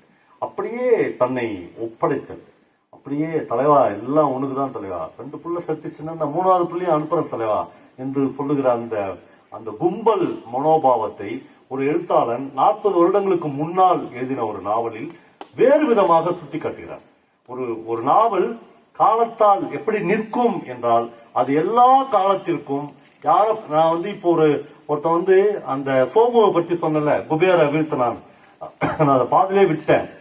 அடுத்து காங்கிரஸ் தலைவர் இருந்தாரு, வந்தோடனே கட்சி கூட்டம் நடந்துச்சு, எல்லாரும் ஏகோபித்த குரலில் சோமுதான் குபேரை விட மிகச்சிறந்த தலைவர் நாங்க, சேர் மாறிச்சு, குபேர் கீழே வந்துட்டாரு, சோமு முதலமைச்சர் ஆனால். பிரபஞ்சன் தன்னுடைய கிண்டலுக்குரிய ஒரு வார்த்தை தான், இதெல்லாம் நிகழ்ந்து முடிக்க வெறும் 7 ஆண்டுகளே ஆனது என்று எழுதுகிறார். 7 இயர்ஸ்க்குள்ள ஒரு எம்ப்ளாயா சேர்ற ஒரு பையன் ஒரு கவர்மெண்ட்டை மாத்திரான், ஒரு முதலமைச்சரா போய் நிக்கிறான், முதலமைச்சரா நிப்பா அங்க உட்கார்ற தாய்வலி அப்படின்னு அனுப்புறான். என்னடா வாழ்க்கை இது? அப்போ நீ ஒரு தொண்டனா மட்டும் இருக்காத, நீ சிந்தி, நீ பேசு, நீ அறத்தின் பக்கம் நில்லு என்று இந்த நாவலில் பல இடங்களில் அவர் சொல்லுகிறார். பணத்தை பற்றிய ஒரு மதிப்பீடை சொல்லுகிறார். பணங்கிறதை பூட்டி வைக்கிறதுக்காக இல்லை, சந்தோஷத்தை வாங்கறதுக்கு தான். எதையாவது ஒன்னை பெறணும்னா எதையாவது ஒண்ணு கொடுத்துதானே ஆகணும். ஏதோ எங்கிட்ட பணம் இருக்கு கொடுக்கறேன். ஏன் இதுன்னா, ஒரு காங்கிரஸ் தியாகி விஸ்வநாதன் கிட்ட ஒரு டொனேஷன் கேட்கிறார். நான் ஒரு பொதுக்கூட்டம் போட போறோம். எதுக்கு பொதுக்கூட்டம்? இல்ல எங்க தொழிலாளிங்க 4 நாள் பதவி உயர்வு வந்துச்சுன்னு உடனே, காசு சம்பள உயர்வு வந்துச்சு உடனே எல்லாமே ஃபில்ஃபில் ஆயிடுச்சுன்னு நினைக்கிறான், வாழ்க்கை முடிஞ்சிச்சு, இதுக்கு மேல நம்மளுக்கு ஒண்ணு வேணாம்னு நினைக்கிறான். அது இல்லடா, நம்ம போக வேண்டியது இன்னும் தூரங்குதுன்னு ஒரு பொதுக்கூட்டம் போட்டு நிரூபிக்க போறோம். ஓகே, முதலியார் நான் என்னங்கன்னு பணம் கொடுக்குறாரு. ஒரு எண்ணி பார்க்கறாரு, இல்லைங்களா நான் இம்மா கேட்கலீங்களேன்றார். 100 ரூபாய் கொடுக்குறாரு. 100 ரூபாயில அப்ப 8 பொதுக்கூட்டம் நடத்தலாம். அவன் வாங்கி சொல்றான், இம்மா கேட்கலீங்களா? இல்ல செலவு இருக்கும் வச்சுங்க. முடியாது, 50 ரூபாய் போதும். 50 ரூபாயை திருப்பி தருகிறார். இவர் வாங்க மாட்டாரு. அந்த இடத்தில் பிரபஞ்சன் எழுதுகிறார், அந்த கேட்ட முதலியார் இருக்கிறார்ல, 4 கல்யாணம் ஆகாத பொண்ணுக்குது, ஒரு நாளைக்கு ஒருவேளை தான் வீட்டுல சாப்பாடு. இவ்வளவு வறுமை. அந்த வறுமையில ஒருத்தன் கட்சிக்கு டொனேஷன் கொடுக்குறான். நான் இதை மட்டும் தான் சொல்ல முடியும். இதுக்கு பேரலா இன்னொரு விஷயத்துல நீங்க தான் யோசிக்கணும். அதுதான் வாசகனுக்காக ஒரு எழுத்தாளர் விட்டு போகிற இடம். ஒருத்தர் 100 ரூபாய் கொடுக்குறான், எனக்கு 50 ரூபாய் போதும் நீங்க வச்சுங்க. ஜீவா கிட்ட ஏன் பட்டினி கிடக்குற, இங்கதான் அம்மா பணம் வச்சுக்கிறியா, இப்ப அது கட்சி பணம். கட்சி பணத்தை எடுத்து நான் ஒருவேளை கூட சாப்பிட மாட்டேன்னு ஒருத்தன் சொல்றான்ல, அவன் கால் தூசுக்கு ஆவீங்களாடா நீங்க. ஒரு எழுத்தாளன் தன்னுடைய படைப்புகளில் இந்த அறத்தை, இந்த நேர்மையை, இந்த மனித வாழ்க்கையை மறுபடி திரும்பி பார்க்கிற போது இவ்வளவு விஷயங்கள் சொல்கிறார். கடைசியாக கவர்மெண்டை பற்றி பிரபஞ்சன் தன்னுடைய பிரகடனமாக ஒன்று சொல்கிறார். அரசாங்கங்கள் பொதுவாகவே மூடர்களாலும் அதிமூட சட்டங்களாலும் நடத்தப்படுபவை. இப்ப யாருன்னா அரசியல்வாதி படிச்சிருந்தா இப்ப கூட அவர் அரெஸ்ட் பண்ணிருப்பான். இதெல்லாம் தெரிஞ்சிருந்தா அவருக்கு அரசு மரியாதை கொடுத்து அடக்கம் பண்ணிருக்க மாட்டாங்க. அரசாங்கங்கள் பொதுவாகவே மூடர்களாலும் அதிமூடக சட்டங்களாலும் நடத்தப்படுபவை. அவை முயலை பிடிக்க தூண்டில் போடும் அறிவிலிகள். எங்களை மக்களிடமிருந்து தனிமைப்படுத்த வேண்டும் என்று நினைத்து கைது செய்து சிறையில் அடைத்திருக்கிறார்கள். ஆனால் பிரெஞ்சியர் ஒரு விஷயத்தை மறந்துவிட்டார்கள். எங்களை சிறையில் அடைத்திருப்பதன் மூலம்தான் எங்களை மக்களுக்கு மேலும் அருகில் கொண்டு செல்கிறீர்கள் என்ற உண்மையை எந்த எதேச்சிகார அரசும் இதுவரை உணர்ந்ததில்லை என்று எழுதுகிறார். நண்பர்களே, மகாநதியை ஒரு பைபிள் மாதிரி, ஒரு திருக்குறள் மாதிரி, ஒரு குரான் மாதிரி நம் கூடையே வைத்துக் கொண்டு வாழ்க்கையில் சரிகிற நேரங்களில், வாழ்க்கையில் விழுகிற நேரங்களில் மிக நிச்சயமாக நம்மளுக்கு தையல் நாயகியில் கூட வரப்பார்வில்லை. இருந்த ஒரு தையல் நாயகியும் இந்த நாவலில் இறந்து போகிறால் நாமை தாங்கி பிடிக்கிற டெக்ஸ்டுக்காக இந்த புத்தகத்தை நீங்கள் கையில் வைத்துக் கொள்ள வேண்டும் என்று விரும்புகிறேன். கடைசியாக ஒரு விஷயம் சொல்றேன். இந்த மீனாட்சி சுந்தரன் ஒருத்தர் ஒரு மைத்துனா இருந்தார்ல, தையல் நாயகனுடைய தம்பி, அவன் எங்க சார் விட்டீங்க அப்படின்னு பார்த்தா, இந்த 2 பசங்களும் கொஞ்சம் சிகரெட் பிடிக்க ஆரம்பிச்சிட்டாங்க. ஒரு நாள் ஒரு பங்கர்ல போய் சிகரெட் போகலாம் அப்படின்னு பார்த்தா அவனுக்கு மார்க்குன்னு அந்த மீனாட்சி சுந்தரத்துக்கு அவன் ஒரு கடை வச்சிருப்பான். அவன் கடை வச்சிருந்தோடனே இவன் கண்டுபிடிச்சிருவான், மீனாட்சி அப்படின்னாங்க. ஏய் அப்படிலாம் சொல்லாத அப்படின்ற மாதிரி இவங்களை பார்ப்பான் அவன். மனிதர்கள் எப்படியெல்லாம் மாறுகிறான். அவன் தான் கோவிந்தனுடைய சொந்த மைத்துனன், தையல் நாயனுடைய தம்பி. அவன் என்ன எப்படிங்கிறீங்க அப்படின்னு கேட்பான். நல்லா இருக்கானே. அந்த புழைக்க தெரியாத ஆள் எப்படிங்கிறான் அப்படின்னு கேட்பான். யார? கோவிந்தன். ஆமா. உடனே இவருக்கு கோவம் தாங்காது. என்ன சொல்லுவான், ஆமாண்டா உனக்கும் எனக்கும் உத்தராவும் சேர்த்து சோறு போட்டான்ல, அவன் புழைக்க தெரியாதவன் தான் அப்படின்னு அவன் சொல்லுவான். ஏன்னா பிரபஞ்சன் வந்து ஹார்ட் அட்டாக் ஆகி நானும் சைடிஜாலாம் அவரை பார்க்க போனோம். ஒரு லாட்ஜ்ல தங்கியிருந்தாரு. அப்ப வந்து என்கிட்ட சொன்னாரு, பாபா நம்மளெல்லாம் புழைக்க தெரியாதவன்றான், 4 புழைக்க தெரியாதவன் இருக்கிறதுனால தான் இவெல்லாம் புழைச்சுக்கிறான். அதாவது அவன் வந்து அந்த புழைக்க தெரியாத எப்படிங்கிறான். அவன் சொல்றான், என்னைக்கா இருந்தாலும் அவனும் அவன் பொண்ணும், அத்தை செத்துட்டா, அக்கா செத்துட்டா, என்னைக்கா இருந்தாலும் அவனும் அவன் பொண்ணு என் கடைக்கு முன்னாடி வந்து என்கிட்ட நிப்பாங்க இறந்து தின்றதுக்குன்றான். இவன் சொல்றான், பாவி, ஒரு பைசா இல்லாம உன்னை வளர்த்தானடா சோறு போட்டு, அந்த மனுஷனே அப்படி பேசுற. அவன் சொல்றான், அவனுக்கு ஒரு பார்வை இருக்குல்ல, சோறு தான் போட்டான், எனக்கு ஒரு நாளும் கூலி கொடுக்கலாம் சொல்றான். கூலி கொடுக்கல, சோறு போட்டான். உடனே அந்த உத்தரா கேட்கறான், சரி சோறு தான் போட்டான்றல, எவன்டா சோறு போட்டான் வந்து உனக்கு வீடு கட்டி கொடுத்து உனக்கு கல்யாணம் பண்ணி வச்சான், உலகத்துல ஒரு முதலாளியை காட்டுறான்னு கேட்கறான். இப்படி அந்த டிஸ்கஷன் போகுது. மனிதர்கள் இவர்கள் எங்கோ இருந்து வந்த 2 பிள்ளைகள் கடைசி வரையில் இந்த மாமாவுக்கு ஆதரவாளராகவும், தன்னுடைய சொந்த மைத்துனன் சரிகிற போது அவனை தூற்றுபவனாகவும் இருக்கிற இந்த உலகத்தை பல இடங்களில் பிரபஞ்சன் இந்த நாவலில் கட்டுகிறார். நம்மளை என்னால் இன்னும் அதிகமாக இந்த நாவலில் பேச முடியும்.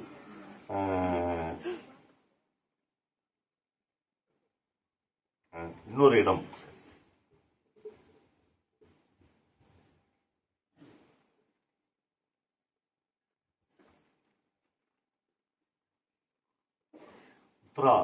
நீ பீடி பிடிக்கிற, சாராயம் குடிக்கிற, இது தப்பு இல்ல, உனக்கு அது தேவை, உனக்கு அது சந்தோஷம் தருதுன்னு நீ நினைக்கிற, செய். ஆனா இதை நீ மறைவா செய்யறதில்ல, அதனால உன்னை நான் மதிக்கிறேன். மறைவா செஞ்சாதான் அது தப்புன்னு ஆயிடுது. கோயிலுக்கு போறவன் கோயிலுக்கு போ, கல்லு கடைக்கு போறவன் கல்லு கடைக்கு போ. கோயிலுக்கு போறவன் மனசுல தெய்வம் தான் இருக்கணும், கல்லு கடைக்கு போறவன் மனசுல கல்லு மட்டும்தான் இருக்கணும். எதை செய்யறியோ அதுவா நீ ஆயிடணும் என்று சொல்லுங்க. எவ்வளவு ஒரு பியூரிட்டியை ஒரு எழுத்தாளன் தன்னுடைய வாசகனுக்கு போதிக்கிறார். அப்புறம் யோசித்து பார்க்கிற போது ஒவ்வொரு சமயத்திலும் நான் வாழ்ந்த வாழ்க்கை அந்த சமயத்து உணர்ச்சிக்கும் அறிவுக்கும் ஏற்ற மாதிரி தான் இருந்திருக்கிறது. பழசை நினைச்சு எனக்கு எந்த பச்சாபாதமும் இல்லை. உத்தரா, நான் செஞ்ச தப்பு ஒன்னே ஒண்ணுதான், மற்றவங்க அனுபவத்தை என் அனுபவமா நான் மாத்த முயற்சி பண்ணினதுதான். செய்யும் தொழிலுக்கும் வாழற வாழ்க்கைக்கும் சம்பந்தம் இருக்கிறதா நான் நினைச்சிட்டேன். ஜீவனாபயம் என்கிறது எல்லா சந்தர்ப்பத்திலையும் மனுஷனோட விருப்பத்துக்கு ஏற்ற மாதிரி அமைஞ்சறது இல்லை. எது நம்ம மேல திணிக்கப்படுறதோ அதை ஏத்துக்கிட்டு அந்த அமைப்புக்குள்ளார கலகம் பண்றதுதான் இப்போதைக்கு சரியா வரும்னு தோணுது. கடைசியாக நண்பர்களே, ஒரு தடவை இந்த பையன் வேதம் சொல்றான், நீங்க வேலைக்கு சேர்த்து விட்ட பையன் தான் இப்ப பாண்டிச்சேரியினுடைய முதலமைச்சர், அவங்கிட்ட போய் ஏதாவது கேட்கலாம்ல கேட்கலாம்.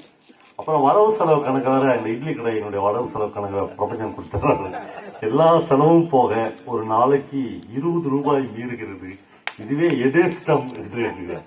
ஏன்னா ஒரு தீபாவளி பொங்கலுக்கு ஒரு வேஷ்டி, இப்போ மகளுக்கு ஒரு புடவை, அவன் அந்த புருஷன் எல்லாத்தையும் ஏமாத்திட்டு விட்டான்ல, அவன் வேற ஊர்லாம் புலம்புறான், பாண்டிச்சேரி முழுக்க தெரியற மாதிரி எனக்கு அவமானமாகுது, என் பொண்டாட்டி வந்து இட்லி சுட்டி விற்கிறான், அடாடா இவளை அழிச்சதே அவன் தான், அவன் எவ்வளவு சொத்துக்களை வாங்கினாலும் ஒரு லிஸ்ட் போடுறாரு.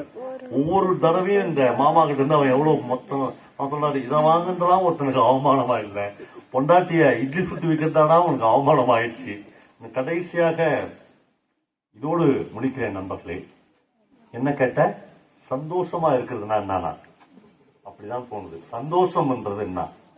நிம்மதி, யாராலும் குலைக்க முடியாத நிம்மதி, அலை ததும்பாத கடல், மனசு சட்டப்பையில இருக்கிற கைக்குட்டை மாதிரி பாதுகாப்பா இருந்துச்சுன்னா அது பேர் தான் சந்தோஷம்.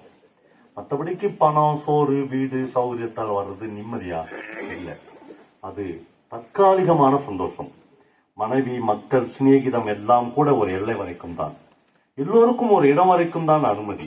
அதுக்கு மேல நாம தான், நமக்கு மட்டும்தான் கண்ணாடி பாத்திரத்தை கையாளுகிற மாதிரி அதை வச்சுக்கிடணும், அவ்வளவுதான் என்று வாழ்க்கையினுடைய புரிதல்களை சொல்லுகிறார். கடைசியா அவன் கேட்கறான், ஏன் அவரை போய் பார்க்கல முதலமைச்சரை, எதுக்கு பார்க்கணும்? அவங்களுக்குலாம் தலைக்கு மேல வேலை இருக்கும். அப்படியெல்லாம் எதிர்பார்க்கிறது நமக்கு நாமே செய்து கொள்கிற சிறுமை. அங்கீகாரம் தேடுறவன் தான் பண்ணின காரியத்துல நம்பிக்கை இல்லாதவன். எனக்கு திருப்தி இருக்கு, என்னால முடிஞ்சதை தேசத்துக்கு பண்ணி இருக்கிறோன்ற நிம்மதி, அது போதும். நான் உருவாக்கின பையன் தான் சொன்னேன், அது தப்பு. பிரமாதம், நான் உருவாக்கின பையன் தான் சொன்னேன், அது தப்பு. யாரும் யாரையும் உருவாக்கிட முடியாது. அந்த பையன் என்னோட இருக்கணும்ன்றது நேர்ந்திருக்கு, அவ்வளவுதான். அந்த படிக்கு ஒரு பாத்திரம் வைக்க வேண்டியிருந்தது, அவ்வளவுதான். அரவிந்தர் ஆசிரமத்தை கடந்து, கோயிலை கடந்து அவர்கள் நடந்தார்கள். தெருவுக்குள் இருள் வந்து கவிந்திருந்தது. எனினும் மின்சார விளக்குகள் இருட்டை விலக்கிவிட்டிருந்தன. மாமாவுடன் நடப்பது வேதத்திற்கு சந்தோஷமாக இருந்தது.